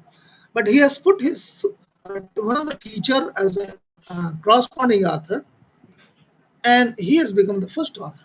And he has written the whole manuscript, but it has undergone through the teacher, and he has looked at it. He has critically analyzed it and corrected it. So that kind of thing. One should not be just single author and not a PI, like a faculty, not a faculty. So you should include a faculty and take the help. You will get it. Yes, sir. Done? Yes, sir. Okay. Another question from Chitra Langam. Actually, she wants Okay. from your end to explain patent percentage versus authorship. Patent percentage versus authorship. I did not get it. Second person, Patent percentage versus authorship. Chitra Langam. authorship versus Authorship versus second person. patent percentage. Oh, patent. Okay. Patent percentage. Okay. Patent versus authorship. See, yeah. I got it. So it is patenting versus publishing, right? So Mhm. you should first patent or publish. So ideally you should first file a patent and then publish, because you would not able to get that patent so easily. It will take like several years, sometime 4 or 5 years. So by that time your work will be old. Okay, some people will be might have published that work. So that kind of work. So therefore you file a patent, you get a number, patent ID number, and then you publish it. Or at times I have done one, like within a 1 year of your publication you can still publish it, at least in India. Patent it.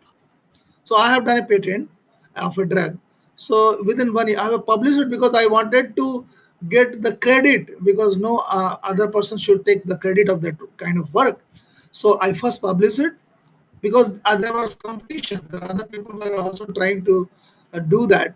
So I published it, and within 1 year I filed it. So you should do like smartly.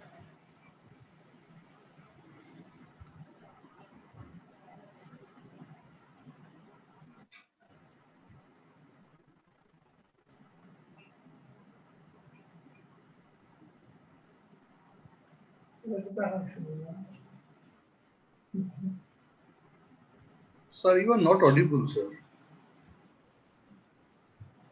Say it again. You are not audible, sir. I'm not audible. Uh, Can you hear me?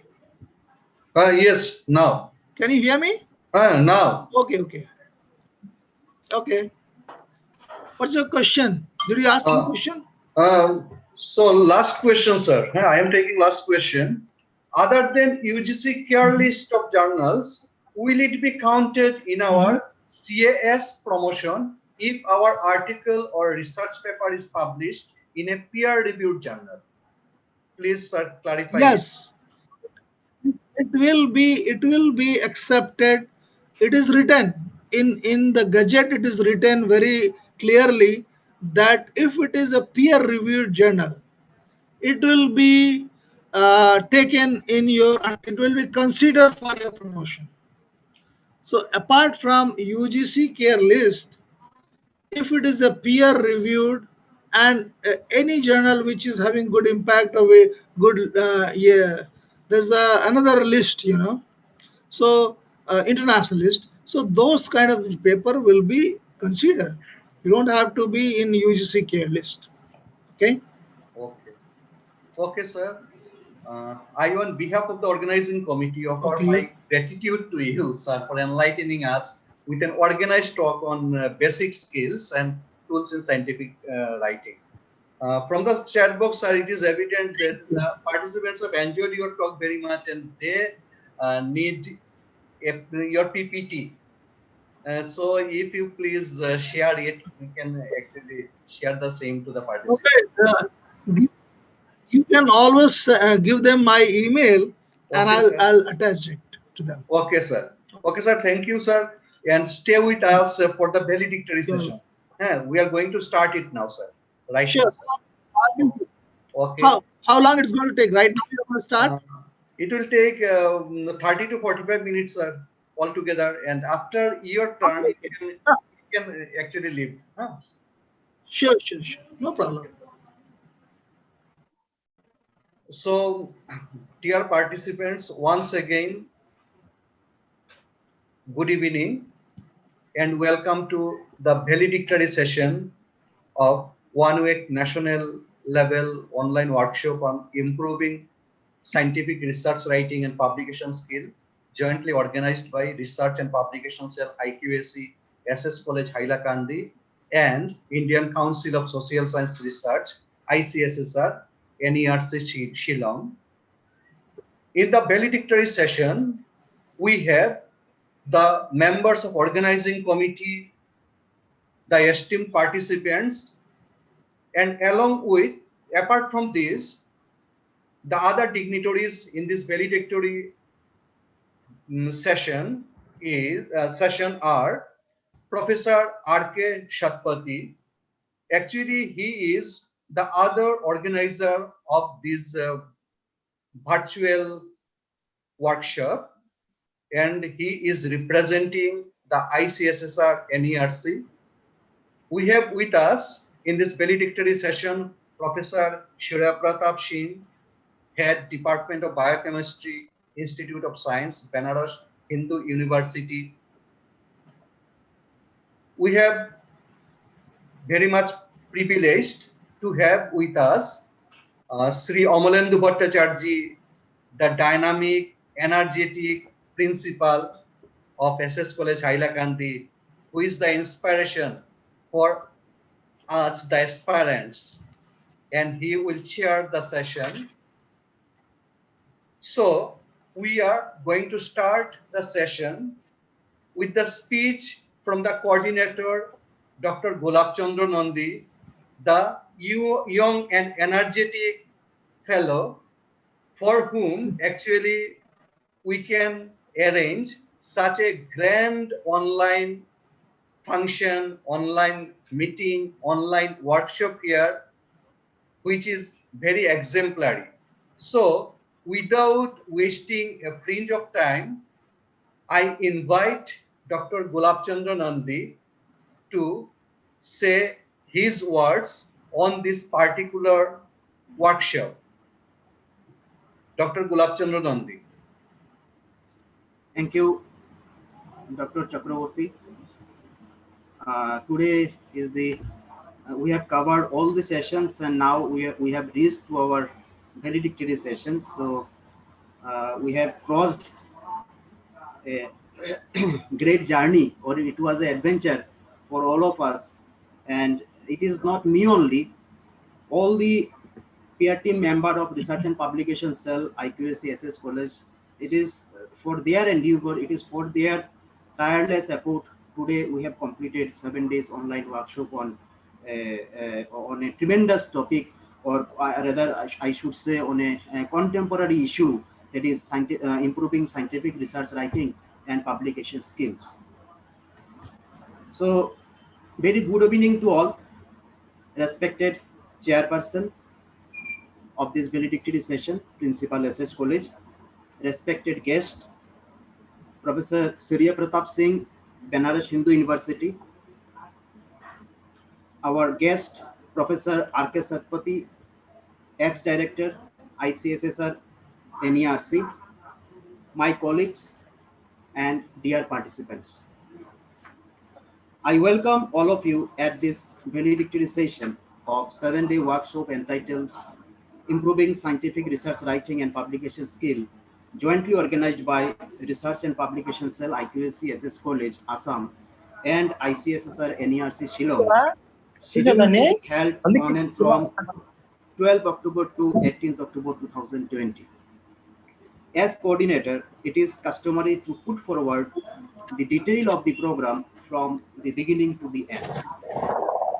So at the outset, I like to mention we are lucky enough to make use of virtual platform, and for that credit goes to lockdown situation also. Once we decided to conduct such program on these contemporary issues, and the time we received green signal from ICSSR NERC, the letter of intimation about the workshop was widely sent and circulated to colleges, universities, research institutes, as well as it was shared in different social media groups so as to draw attention of participants from all the states of India. All total 200 participants from 23 states of India sent their willingness to participate in the workshop and registered their name. That was a great encouragement for us. We tried to invite the best resource persons in this field from different reputed universities and institutes, and it was a great success for us that all of them gave consent for the same that made our program successful. It was also a great opportunity to invite Professor B.K. Jain, Vice Chancellor of Tezpur University, as chief guest, and his presence also added glitch to our inaugural session. Altogether, we did have 14 technical sessions. So right from inaugural sessions, I am just giving a brief report. And here I want to acknowledge two names. One is Professor Dr. Shivojit Chaudhuri, librarian, SS College, and Dr. Priyobroto Nath, assistant professor, Department of Bengali. Both of them helped me to make my report, as I was very much suffering from last 3 days. I cannot get in touch with all these activities. So in this regard, they both of them, they have prepared the report, and now just I am reading out all these things. So the 7-day workshop entitled Improving Scientific Research Writing and Publication Skills started on 12th October 2020. The inaugural session was started with a brief outline of the course content by the course coordinator, Dr. J.C. Nandi. Then welcome address was given by Sri Amalendu Bhattacharya, Principal of SS College, Hailakandi. After that, Professor R.K. Satpathy, ex-director ICSSR NERC, introduced the whole theme of the course. How the course is designed to improve the research and publication skill of the researcher was discussed by him in brief. Our chief guest, Professor Binod Kumar Jain, Honorable Vice Chancellor of Tezpur University, enlightened the session with his delightful and enthusiastic speech. He also talked about the importance of this kind of course for the young researchers as well as teachers working in higher education department. Then, with the vote of thanks given by Sri Devadatta Chakraborty, coordinator, IQAC SS College, the inaugural session came to the end. Now, the first technical session of day one, it began at 5:30 p.m. The technical session taken by Professor Bijoy K. Danta on language and logic of research writing. This is one of the most relevant topic of the main theme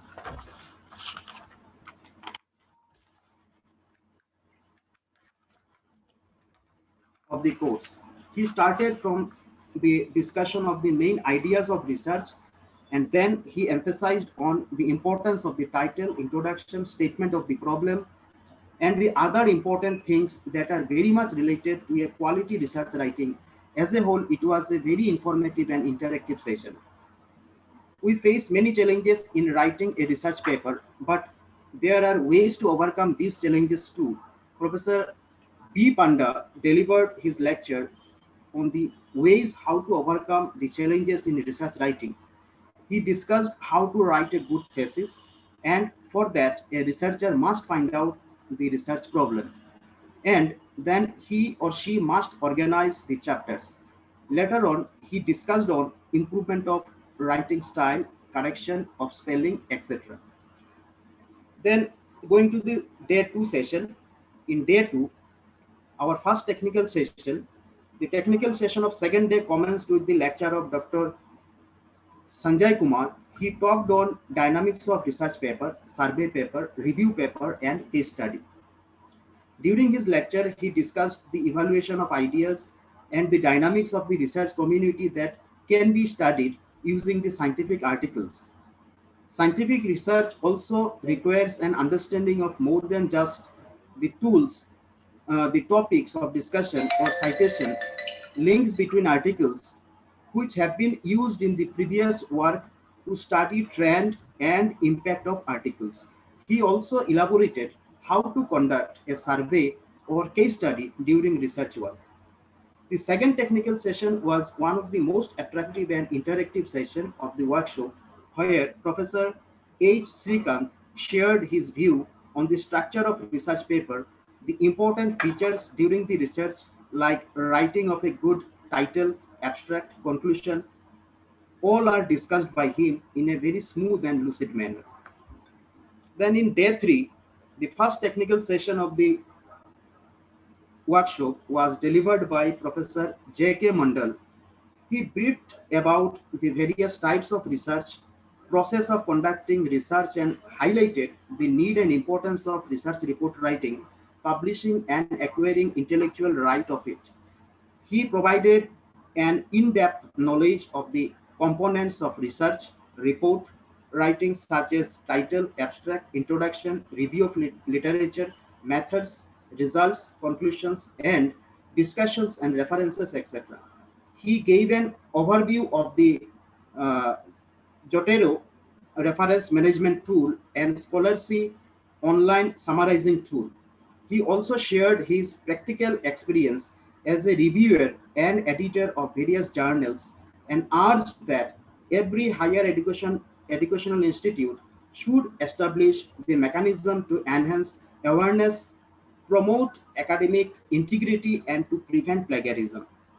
The second session was conducted by Dr. Dukhabandhu Shahu, who discussed about the various ethical violations and highlighted the responsibilities of authors, reviewers, and publication houses towards minimizing the ethical misconduct in our research publication.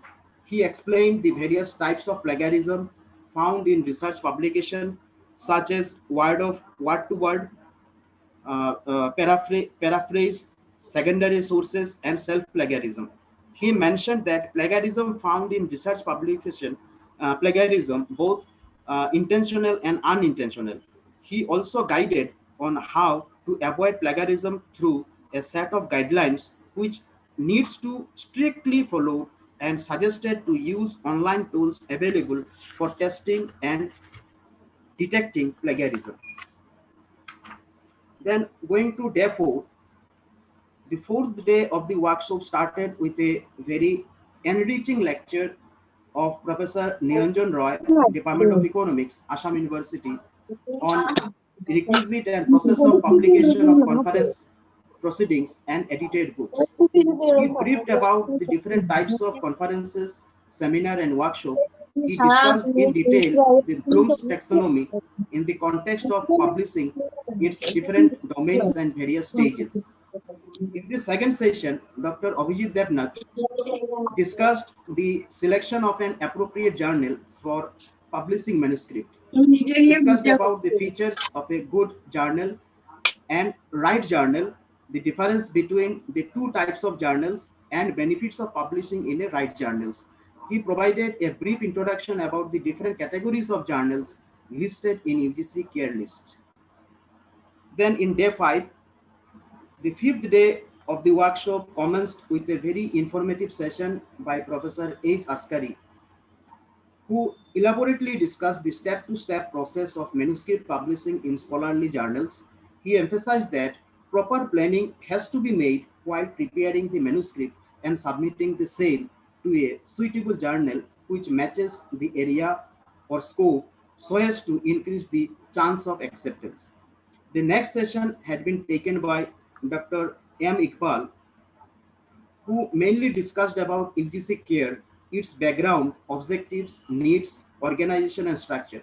He also discussed the process and procedure of submission of new journal title to UGC care list and highlighted the various quality criteria required to enlist the journal. He also showed a live demo of UGC Care website regarding the registration process, searching journals, finding predatory journals, etc. Then going to day 6, writing on writing or publishing a research paper in a reputed journal has become necessary for a researcher or a person related to a higher education these days. And to meet up the queries regarding this, searching of open access journal in different disciplines, impact factor, H index, etc., were discussed during the lecture of Dr. K. Chandra Satpathy in the first technical session of day 6.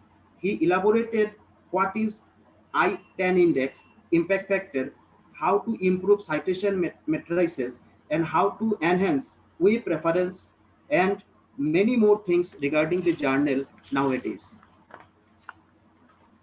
In the second session of the day, Professor Uday Bhanu Sinha gave us necessary tips for writing of articles to get published in Scopus, Web of Science, and in UGC Careless journals. He started to enhance the quality of research articles. Along with this, he discussed the pros and cons of a pure research articles to get published in a higher ranked journals.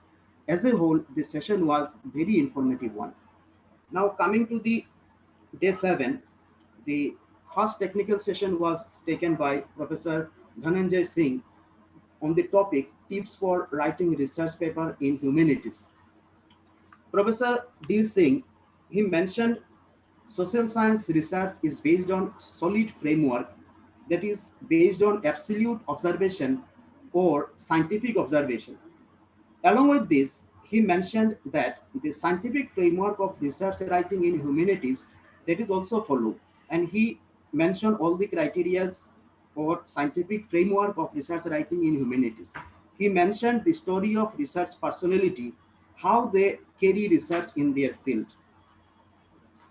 And our last technical session that was chaired by Professor Surya Pratap Singh. So his deliberation was a synthesis of all the last 6 days events, and his topic was also such that from research to manuscript, basic skills and tools in scientific writings. So Professor Singh, he has covered all these things, and that's why I am saying it is a synthesis of all the technical sessions. Professor Singh, he started with regulatory definition of research. He nicely outlined the information life cycle. Then he mentioned key elements of writing and research article, where he addressed ethical issues, responsible conduct of research, research misconduct like fabrication, falsification, plagiarism. Then he added on authorship and credit issues. He recommended how to avoid scientific misconduct. He nicely outlined component of a research paper. And lastly, he mentioned overview of peer review process. So coming to our Professor Surya Pratap Singh sir's session, I can remember one thing. Sir has mentioned about this fabrication, falsification, and plagiarism. And as a editor, our SS College from Research and Publication Cell, we publish one journal, one annual peer-reviewed journal. And every year we invite paper from researchers, from faculty members. And last year, one research paper comes from Aligarh Muslim University. One fellow, he sent one paper to me, and as a editor, when I was going through his paper, then I find all the data, all the languages, all the sentences that are very much familiar to me. When I go through very scientifically, then I found that it is my paper. He has stolen from Sudganga when my research work, my work on was on human development in Northeast region. So as Assam University, they published all the research papers in Sudganga, and that fellow, he copied from Sudganga, and he don't know I am also the author of that paper, and he directly sent, he copied from my research paper and he sent to me. Then when I inquired to him, then he apologized for that. And so I mentioned, sir has mentioned all this fabrication, falsification, and plagiarism. So that was remembered, and I recall this issue. So at last, all these things about the technical sessions that we have gone through all these 7 days. And I want to mention that I feel sorry that I could not receive many calls and WhatsApp messages of many participants due to my illness for last 3 days. So I beg your pardon. So now, from organizing part, I won't say it is a vote of thanks, but I express my gratitude to all my peer member and the family member of SS College. It is for their endeavor today Research and Publication Cell in a right position to say that we have, from our point of view, we have completed this workshop in a successful manner. So thank you all. Over to Dr. Chakraborty. Thank you, Dr. Gulabchandra Nandi, for your excellent speech on the various issues and the summary of the total workshop. Now it's time to hear the address from the desk of ICSSR NERC, and for this I am cordially inviting Professor R.K. Shatpathy, Department of Political Science, NEHU, and ex-director ICSSR NERC Shillong to deliver his speech. Sir. Thank you. Welcome, sir. Organizers. It's again a pleasure for me to be present amidst you in the valedictory program. It is also heartening to see that the program has been successfully conducted with participants all over the country and also resource persons from different parts of the country. So it's a great pleasure rather to see the end of the workshop. But the thing is that I hope that definitely all the participants must have been greatly benefited by all these wise lectures, and people from various disciplines, from various parts of the country with their rich experience and with their expertise on different parts of research writing. So they have spoken about various dimensions of research program and how to have produce generally the fruitful research papers, research thesis, as well as research project reports. All these things are rather quite essential so far as the research part is concerned. See,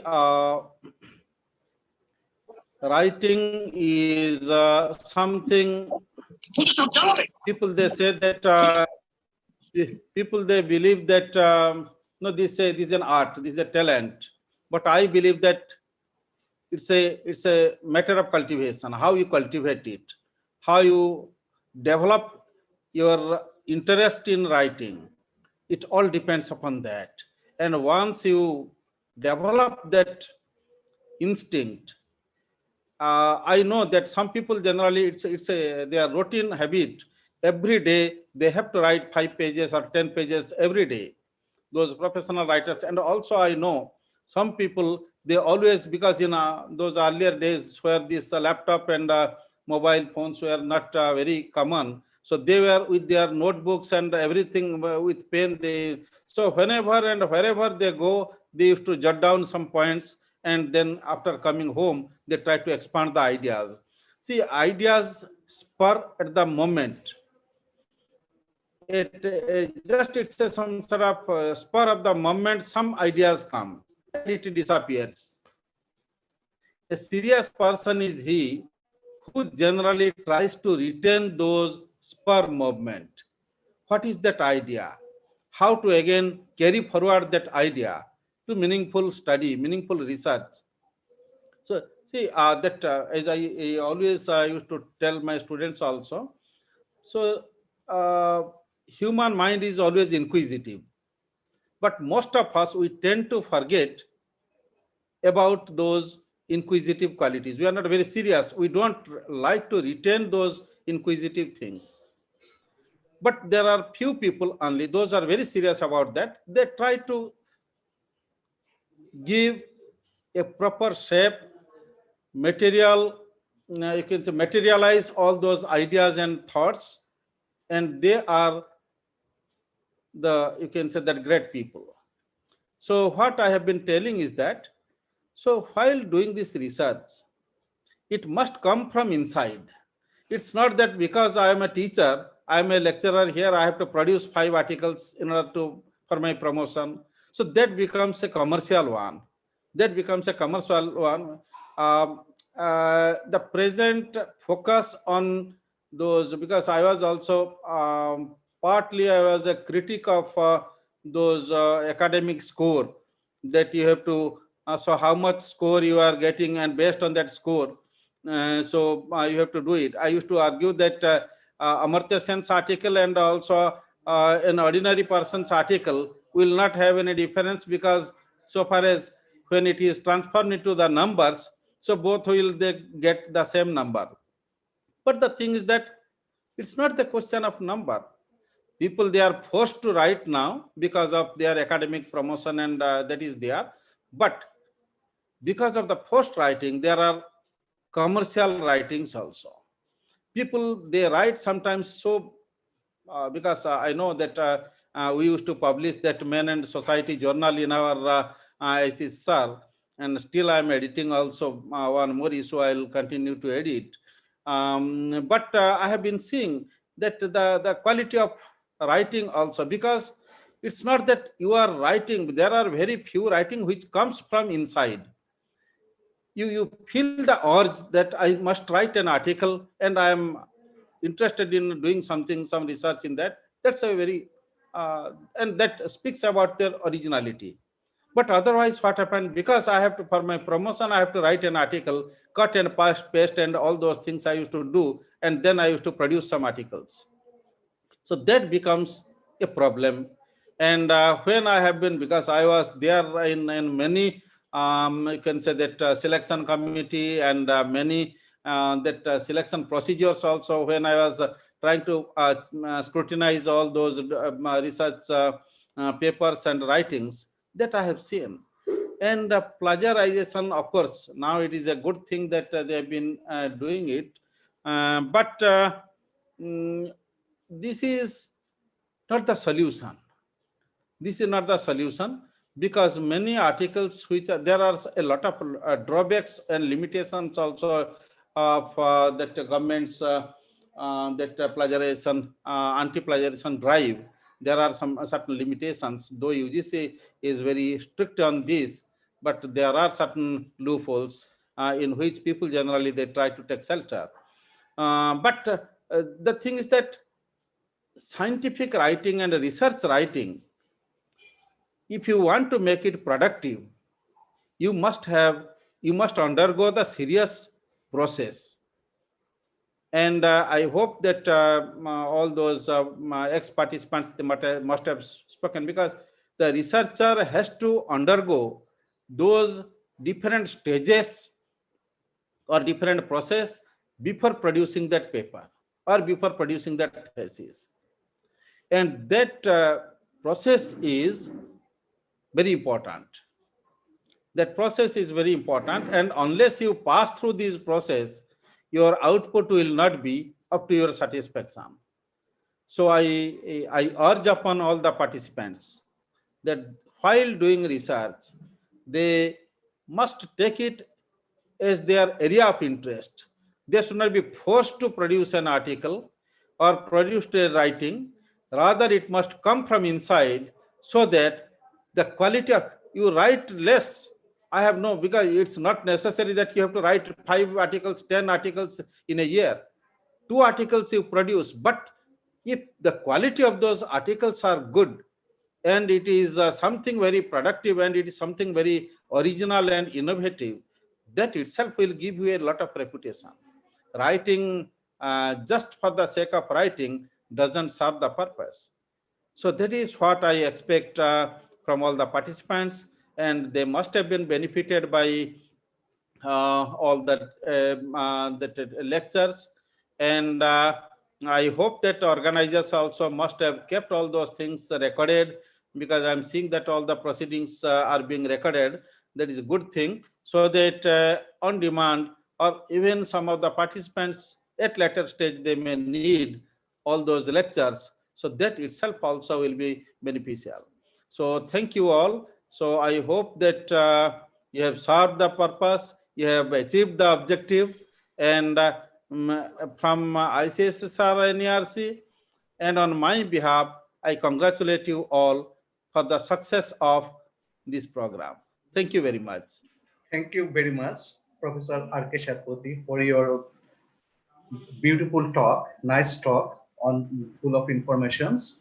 Now it's time to invite once again Professor Shira Pratap Singh to deliver his valedictory address in this particular platform. Sir, please. Thank you once again, Dr. Chakravarti. Welcome, And sir. yeah, it was interesting in your validity section that uh, Professor Satpathy is, sir has told that you should not rush for that, paper publication, and you should write only 2 papers, but it should be good and nicely written. So I will, it's a take home message kind of thing. I would like to let the participants should know that they should, the very beginning itself, as soon as they join a laboratory or a PhD or a project, they should plan their things very well. Suppose you join a project, and there you have to work on a given theme. So you cannot just decide what to work. So your work is like fixed, but then you have to think how do you want to proceed, and how you are going to achieve this goal, the given goal. So plan it well. The planning part is very important, I tell you, and that brings you good result. And ultimately, with a good result, you can always write a good manuscript.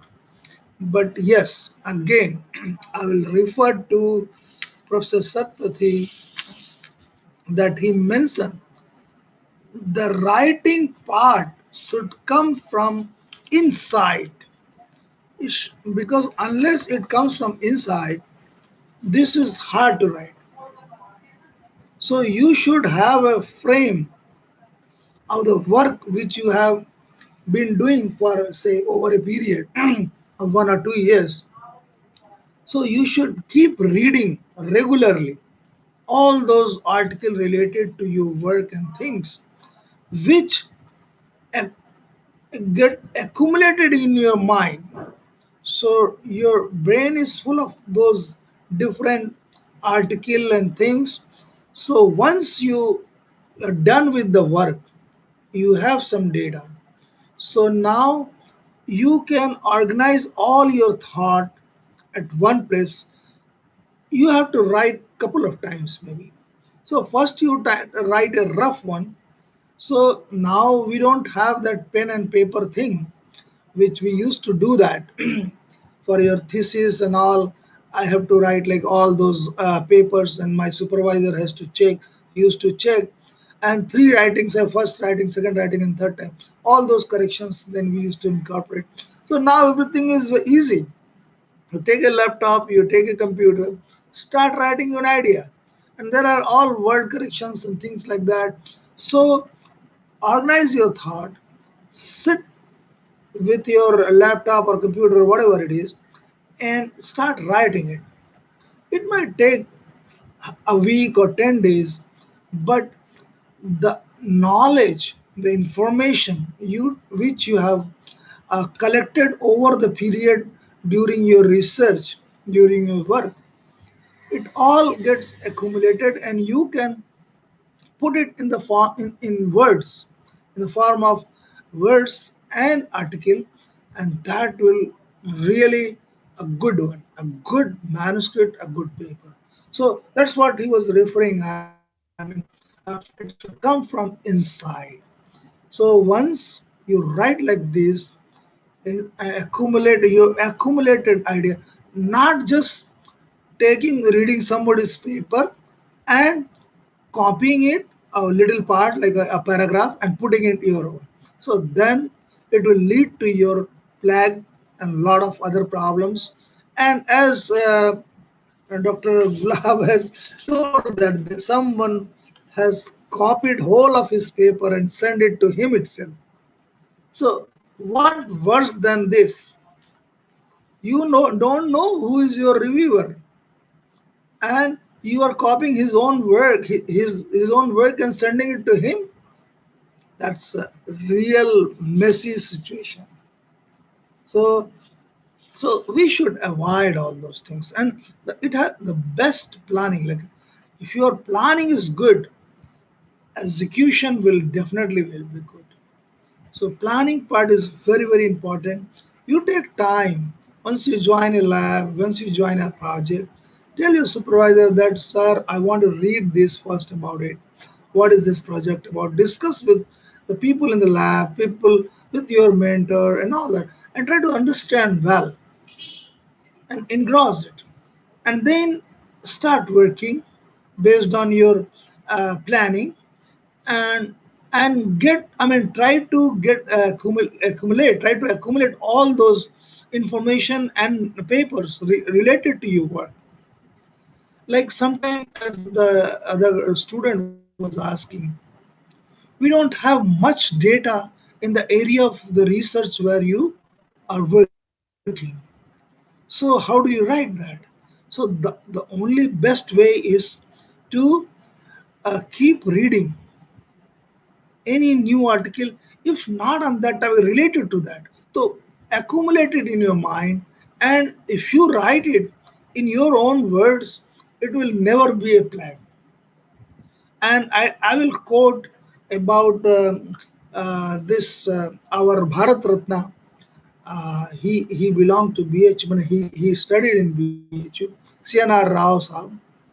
Professor CNR Rao, he always mentioned his in talk that I could publish a good research paper even when in my BSc, when I did my MSc degree in BHU, I could publish a very good international paper. So this was because he picked up a topic of work which was nobody, like not much has been done on that. So therefore he got that. So the point is, you have to pick, you choose your work in area where if you really want to go far. So think of an area where very few people are working. Do not enter in an area, cancer or anywhere where a lot of people are working, and you get into the ocean and not able to publish, and they will push you down. So this is also a very, I would say, take-home message for those who are newcomers and entering into the research.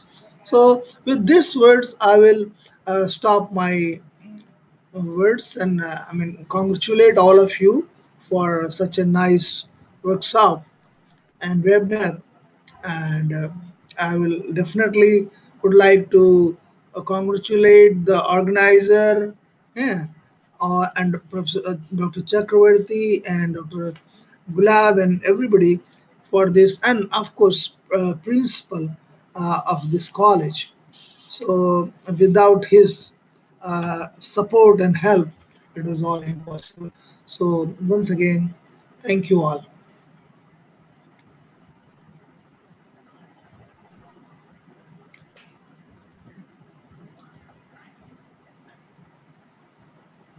Hello. And thank you, Professor S.P. Singh, for your short but pedantic Yeah. talk. We are very grateful to you, sir. I Actually, just I did say, not extend much because people have already yes, sir. said a lot about this. And Yeah, so I don't want I have to to say extend more. on behalf of the organizing committee that you came, you delivered, and you conquered. Thank you, sir. That's my pleasure. Thank you, sir. Now it is time to welcome Sri Amalendu Bhattacharjee, Principal of SS College, the dynamic leader for whom actually we could able to organize such grand, what I say, grand workshop. So without wasting a moment, I invite Professor Amalendu Bhattacharjee to deliver his speech from chair. Amalendu sir.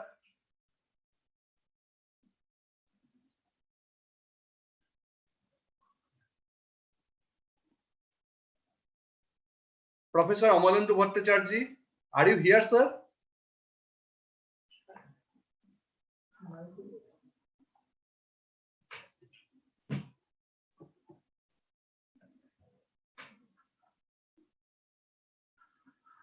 Perhaps because of some technical issues, sir is not here with us right now. So, sir, are you here? Amalendu sir?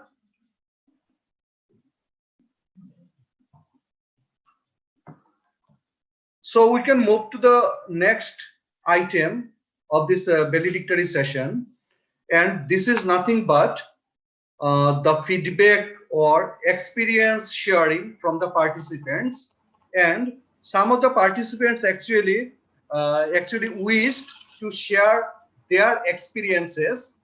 And so I want to announce their name one by one to share their experiences. First of all, Chandan Das, Assistant Professor, Department of Economics, Central Institute of Himalayan Cultural Studies, আপনারা Dahan, বারবার call করা হয়েছে sir. Arunachal District.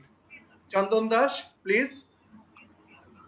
Thank না you. না আপনি zoom meeting তো Am attend I করছেন audible, কিন্তু sir? আপনারা Yes, sir. বারবার Yes, ইয়ে sir. করেন তো যে First of all, I would like to congratulate the আচ্ছা entire তখন আমরা team ফিডব্যাকে of যাই আপনি the থাকুন workshop স্যার ফিডব্যাকের পরে আবার আপনার কাছে that is organized under the joint collaboration of ICSSR and IQACCL SS College Hailakandi.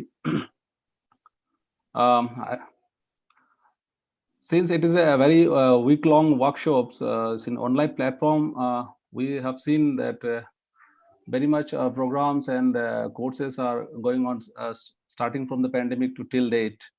And we found that as a candidate or a participant, I have found that this is the most well organized and well thoughtful program that I ever participated in this during the pandemic situations. And mostly the beautiful thing of that workshop is that what I feel that it's a composition and length and breadth of that selection of resource persons and various expertise that are selected across India and across states.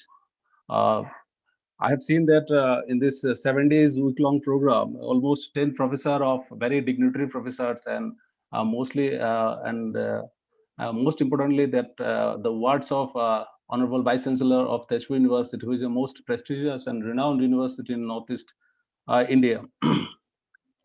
So out of these sessions, I have come across, and I would like to name the few of our professor which is very much encouraged and very much flawless to me in this topic.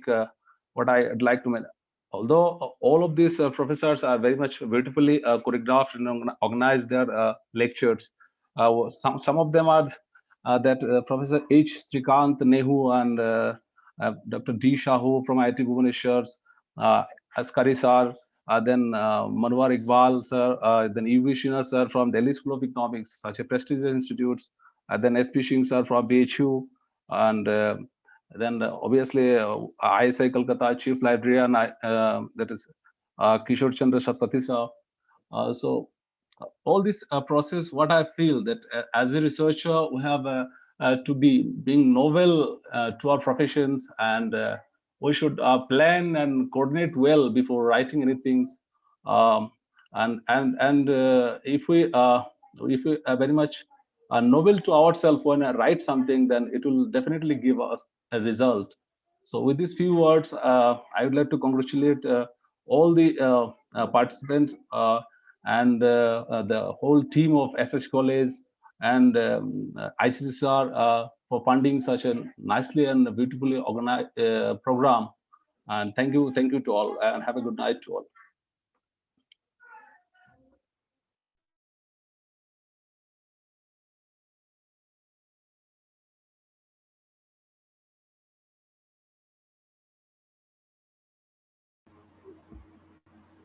Dr. Chakraborty, are you there?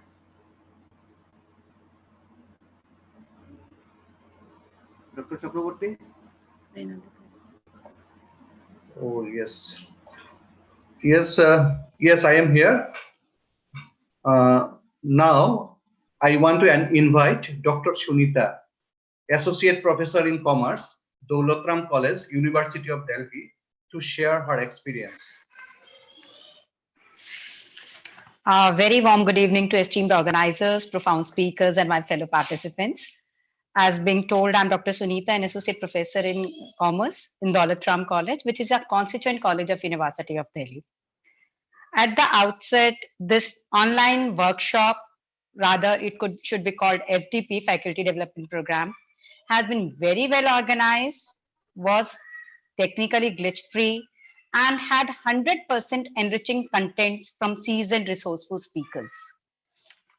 Well, what I have learned from the workshop, if we have a look at the topic, the title, we have been told that you should be very choosy about the title. So the title which people have, the organizers have chosen, Improving Scientific Research Writing and Publication Skill. So if we have a look at the title, it's improving. So all of us are faculty members and we do write, but there is a scope of improvement everywhere and we are ready to learn it. So improving, and then scientific. As all of us know that science means the causal relationship primarily, if I have to describe it in a single phrase. So the scientific, the causal relationship, the cause and effect relationship, research writing, scientific research, writing and publication skills. So the topic by itself indicates the writing and the skills, the cause and effect by itself. And throughout whatever contents have been delivered, that truly appreciates, acknowledges, justifies the topic which has been chosen. There are certain things about this online FDP. First of all, it's a unique FDP. It's being unique in the sense that it is truly interdisciplinary. Nowadays, during pandemic, there have been a number of workshops which have been coming across throughout length and breadth of India. But this is a unique workshop because it focuses on research, writing, and publication skill. And then absolutely it is need of the hour, maybe because of promotions and to satisfy one's instinct of writing. Then secondly, it is truly national. National, be it from the point of view of the speakers from different disciplines, roughly 10 disciplines, speakers from 23 states, different participants were there. So the content coverage has been very comprehensive, ranging from language, logic, dynamics, technical writing, UGC careless journals, impact factors, scopus, citation, and whatnot. Well, I would like to mention, I have learned scope for further research. So here I would like to state that, of course, you people have asked us to submit a research paper. We wonder how much we will be successful.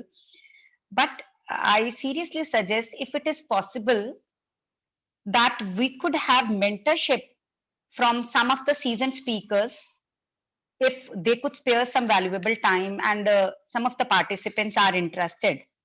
Some group formation or so, if it is viable, could be thought about. Well, without taking much of the time, I would just like to say that I'm carrying with me the positive energy, the motivation to work hard, and the feeling of being absolutely refreshed and more knowledgeable. Thanks to the organizing team of Assam, under the able guidance of Principal Saab, and obviously esteemed speakers, and particularly Dr. Gulab Chandra Nandi, जिनके लिए मैं सिर्फ ये कहना चाहूंगी कि जो national level workshop ये जो हुई है, इसमें जो आसाम के गुलाब की खुशबू है, उसने बहुत सारी स्टेट्स को महका दिया. Thank you so much. It was really very informative. Thank you, madam. Thank you, Dr. you, madam. Sunita. Thank you very much. And we will consider your suggestion also. Now, I want to request Dr. Pramila Das, Assistant Professor, Department of Economics and IB, University of Petroleum and Energy Studies, Dehradun, Uttarakhand, to share her experience. Madam, please. First of all, very good evening to all of you, dear chairperson, then the coordinator, as well as the entire organizing committee of the SS College. And it is really, I am thankful that you have given me the opportunity for sharing my experience. So I just want to say, without taking much of time, as you know that I am very new and I got the job in the last year. So I am very new in this field as an assistant professor. But this workshop is really, really informative and very, very useful for me for publishing the research paper. So each and every content of this workshop that I feel it is very informative, very technical, and it is definitely helped me to publish the research work. I am really thankful to all the resource persons, as I am not going to explain the name of all, as our coordinators had already mentioned it. So all the resource persons have already delivered their valuable knowledge, valuable words regarding the research publication, then how we can solve the problem of plagiarism, then what should be our language style in research paper, then how we select the different journal area wise, then how we can improve our research content and the problem with the Bloom taxonomy. So these are some of the important areas covered by all the resource persons very nicely. And I really thankful because I feel that I was really beneficial by attending this particular workshop. And lastly, for me, I enjoyed a lot, learned a lot from this workshop, and definitely I will apply these technical issues regarding the publication in the especially the most care list journal, that is UGC list journal. And thank you again, and congratulations to entire team of the SS College. Especially thanks to Dr. Gulab Nandi sir, that giving me the opportunity for attending the workshop, because I especially remember that I applied in the last 5 minutes. So that was really very a risky thing for me. So thank you for giving me the opportunity, and also giving me the opportunity for sharing my knowledge. Thanks a lot, and congratulations to the entire team. Thank you, Dr. Pramila Das, for your nice experience in this particular workshop. Thank you, madam. And now I invite Dr. S. Bebita Devi, Assistant Professor, Department of History, Lala Rural College, Lala, Assam, to share her experience. Madam? Yes, sir. Yes, sir. Am I audible, sir? Yes, sir. Yes, sir. Okay, thank you. Yes, A ma'am. very Yes, good ma'am. evening. Sorry. Yes, ma'am. So, a very good evening. I, Bebita Devi, participant of this program, take the privilege and honor of addressing all present here in this virtual platform. Today is the final day of the 1 week long workshop. For last 7 days, we have been on a spree of technical exercises of research writing. So before this academic program, most of us were not much aware of nuances of creative writing and publication skills.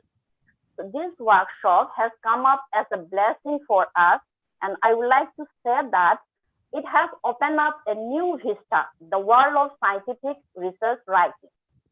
The updated technique of research writing and publication skills discussed in this workshop be of immense help, definitely, for all of us. It enhances the scope of our creative thought process and skills. Now we tend to feel much improved and better learners, equipped with all-inclusive aspects of research writing and publication devices. On behalf of participants, my sincere gratitude goes to SS College and ICSR for their joint venture, thereby enabling us to get updated with what works hitherto unknown to us. All the resource persons have contributed in a large scale to the stock of our knowledge. My regards are attributed to them. Last but not the least, I offer my heartfelt thanks and greetings to all my co-participants and outstanding crew and the organizers of the workshop for having created a viable and learning atmosphere through this exceptional workshop. So once again, thanks to all. Thank you, sir. Thank you, Bebita Devi, for sharing your nice experience. Now, it is our time to invite once again our source of inspiration, the dynamic principal of SS College, Hailakandi, Professor Amolendu Bhattacharjee, to deliver his speech from chair. Amolendu sir, please. So, Ramya, am I audible? Yes, sir. Yes, sir. You are audible. First of all, I offer you heartfelt thanks to you and to everybody. Sir, please open your video.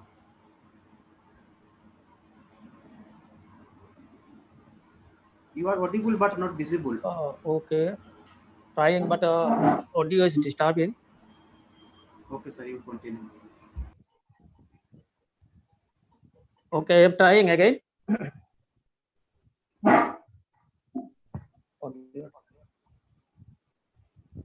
Okay.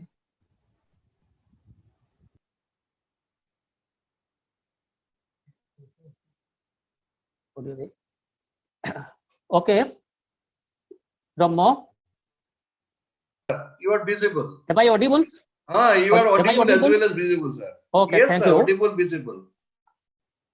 Okay, okay. So I think we are on the last part of our long adventure. We started our journey from 12th of this month, and today is the 18th. So today is the valedictory program. So in this valedictory program, I feel extremely delighted to see that we are going to complete this national level workshop very successfully. It is successful in the sense that we have got 200 participants from 23 states of India. To be free and frank with you all, initially I was a bit doubtful for the number of participants. I did not even imagine that we would get 200 participants from different parts of our country. And this is really a great response from all the participants. This is also really a big success on our part, that even in this pandemic situation, we could at least bring 200 participants from 23 states of India in a common platform. It is a very nice platform because our seminar, workshop aims at giving lessons to teachers as well as to the students, participants regarding the scientific research writing, and research scholars, even reputed teachers of different parts of India have given very exciting and illuminating lecture revealing the different aspects of paper writing. So this is really a great success for us, that we have been able to bring all the elites, all the intellectuals, if not all, but very good number of intellectuals of India in a common platform, who have toiled much for long 7 days to highlight the different aspects of writing seminar papers, theses, etc., etc. In our college, previously, we organized a lot of national level workshops and seminars. But what I found during the time, I found that these workshops and seminars were just by name national seminars, because title was program was on national issues, national seminar, but the participants were all from Hailakandi districts. One or two participants might be from the other parts of Barak Valley, and one or two might be from the Brahmaputra Valley. But these were all national seminars minus national participants. But this time we have got all the participants, 200 participants of India, and it is in that sense, it has become truly a national workshop.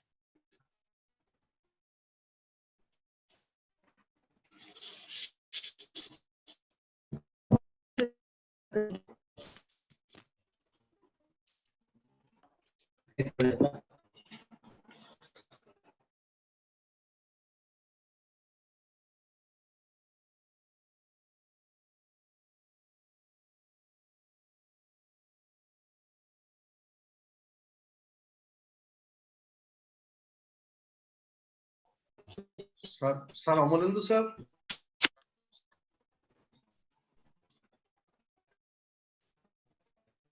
Amalendu sir. Can you listen?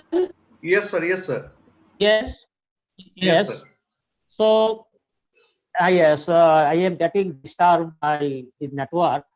So this time our situation is different in the sense that we are now in the grip of pandemic situation. So because of this pandemic situation, perhaps we have become able to organize this program sitting within the four walls of our drawing room, of our bedroom, even in our classrooms. Previously, we could not become successful because previously our participants, though they were interested to participate, registered their names also, but they could not turn up because of their preoccupations, because of their lot of personal problems or official problems. But this time, once again, I am to give thanks to online system, because of this online system, we have amidst all our personal problems, personal engagements, we have all come to a platform, and for which we have got more and more participants, which in other time, in our normal situation, in our previous years, we could not get. So it is really a very fine thing for me to share my experience, because I was busy with conducting 3 shifts of examinations even on yesterday. Tomorrow would be the last day of this examination. So I had to remain busy in my office from 9 a.m. to 9 p.m., for which I was not able to participate all these things. Although Gulab and Brahmapatra conducted all these programs from our office room, but I was unfortunate in the sense that I could not even go to share their sittings. Only on 2 moments I could go there. So far I remember yesterday at about 7:30, I just peeped through the door and to see what they are doing. So after doing my official works, I had to come back at 8:30 p.m. But I am very happy that at least this program was continued in a very successful manner. And in this long 7 days workshop, we have got all the renowned persons and personalities of India. I am very thankful to our Honorable Vice Chancellor of Tezpur University. Also thankful to Professor R.K. Shatapathy, sir, former director of ICSSR, Northeastern Region Center, Shillong. And I am also thankful to Professor Surjo Pratap Singh, head of the Department of Biochemistry.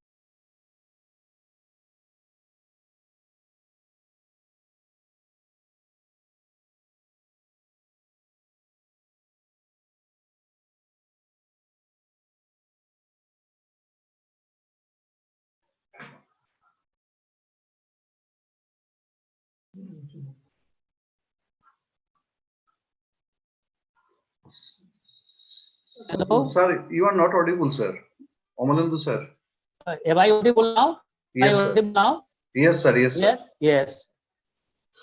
Now and then I'm getting disturbed by the network. So I am not going to speak more. Once again, I offer my heartfelt thanks to all of you, especially to our VC sir of Tezpur University. Once again, I give my heartfelt thanks to ex-director, former director, R.K. Shatapathy sir, ICSSR, Northeastern Regional Center, Shillong, and Professor Surjo Pratap Singh, head of the Department of Biochemistry, Benares Hindu University, because they have all come here to make this endeavor, our endeavor, a successful one. And I hope that in future days also, we will be arranging such type of national seminars or workshops. We would also try to organize international.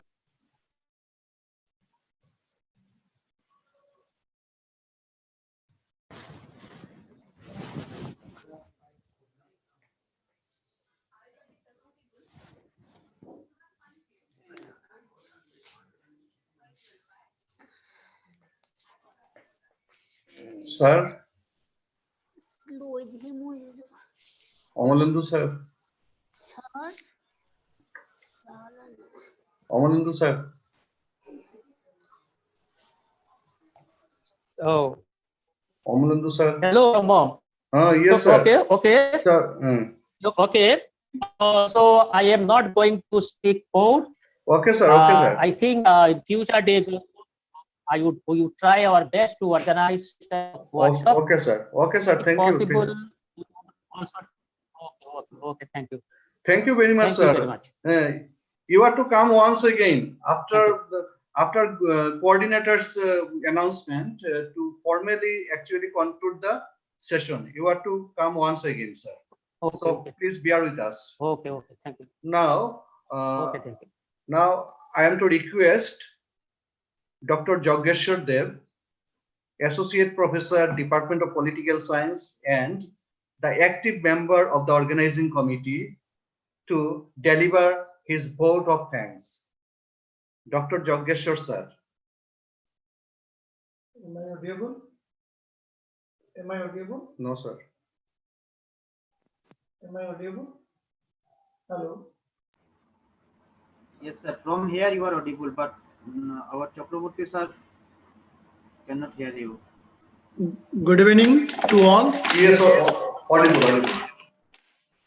Shubho Sandhya. We are at the end of the part of the program. There are existing convention for vote of thanks.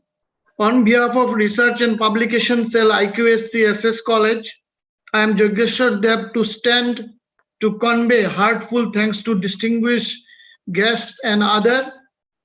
First, I convey our heartfelt thanks to chief guest of this valedictory program, Professor Surya Pratap Singh, Head Department of Biochemistry, Institute of Science, Benares Hindu University.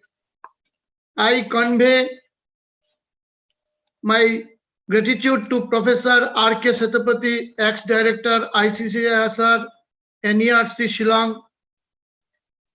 I too extend our gratitude to chief guest of inaugural program, Professor Binod Kumar Jain, Honorable Vice Chancellor, Tezpur University.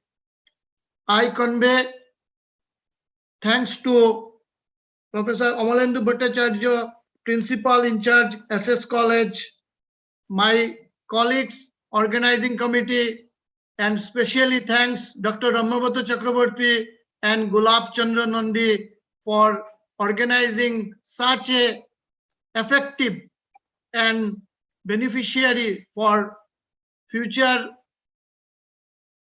professors, assistant professors, and authors. I again thank to the others whose name I'm not uttering here for their cooperation. Thanks to all. Good day. Good night. Thank you, Dr. Jogeshwar Dev. Now I invite Dr. Gulab Chandra Nandi, the coordinator of this workshop, to share announcement to the participant. Thank you, sir. Dear participant, as we have already shared our notification regarding assignment, and that has been shared in our Telegram group. So many of the participants, I feel they could not join our Telegram group in spite of our number of mails have been sent to their email IDs. So they failed to join Telegram groups. So once again, I want to announce our assignment, only a single assignment that all the participants they have to submit. And the last date of assignment is 28th of October 2020. And your assignment is you have to prepare one research manuscript, because every workshop must have some outcome-based learning. And so this research paper will be counted as your hands-on training. So for following every workshops, we should have some hands-on training. So based on that, we have decided, our committee has decided with the consultation of ICSSR that participants they should submit one research writing, and they should follow the structure of the research writing. That is, they have to include the title of the research paper, their name, their designations, their email IDs. Then they have to mention one abstract, then introductions, from introduction to conclusion and references, all the structure they have to follow. And the maximum word limit that have been increased earlier on the day first, we have mentioned that 1,500, that is the word limit for research paper. But on request of some participants, we have decided that that word limit have been increased from 1,500 to 3,500. That is the maximum word limit. Within that limit, you have to submit your research manuscripts. and based on that assignment, your e-certificate will be issued. So it is not as a joyful activity. After going through all these technical sessions, now you are in an improved situation. So you just apply your skill, you just apply your endeavor, and make a good research paper. And from our side, we also get to ensure that some selected research paper, good research paper, that may be published by the national or international publishers on the consent of the authors. If the participant they give their consent, then only then we shall go for publication. Otherwise, not. So for assignment purpose, you have to submit one research manuscript or research paper, and that criteria I have mentioned, that 3,500 word limit, and you have to follow the structure of a research paper. So the email ID I have given already in brochure also, that is seen on the @ sscollege.std.ac.in. So in Telegram group, our email ID has also been sent. So in that email ID, you have to send your research paper by 28th of October 2020. After that, we shall go for scrutiny, and then we shall issue your certificate. So thanks for your patience, thanks for your active cooperations, and I have gone through your chat box from organizing part. We are also thankful to all the participants, because it is because of you. Without participant, the workshop would never be successful. So from our side, we also express our gratitude to all the participants. And I express my gratitude as the coordinator of these workshops to all the team member of Research and Publication Cell, especially to Dr. Romobroto Chakraborty, Dr. Jagdeshwar Dev, Dr. Priyabrata Nath, Dr. Shubha Roy, Dr. Sipojit Chaudhuri, Dr. Oshim Kollan, Dr. Munmun Nath, Dr. Manidhan Singh, Dr. Ahmed Hussain Borbuya, Dr. Tajuddin Khan, and our IQAC coordinator and principal, sir. It is for their cooperations, and all other family members of SS College. It is for their encouragement, it is for their endeavor, for their support we could get successful today. So we have completed all the technical sessions, and now we have completed also our valedictory sessions. So from tomorrow we will not be seen again. So so I am also feeling for 7 days we have prepared some or get some repo with you. So in future course of action, again we will join. Thank you. Over to Dr. Chakraborty, sir. Thank you, Dr. Nandi. Now, I want to invite our principal Amalendra Bhattacharya once again for formally end the online workshop. Sir. Yes, Romobroto.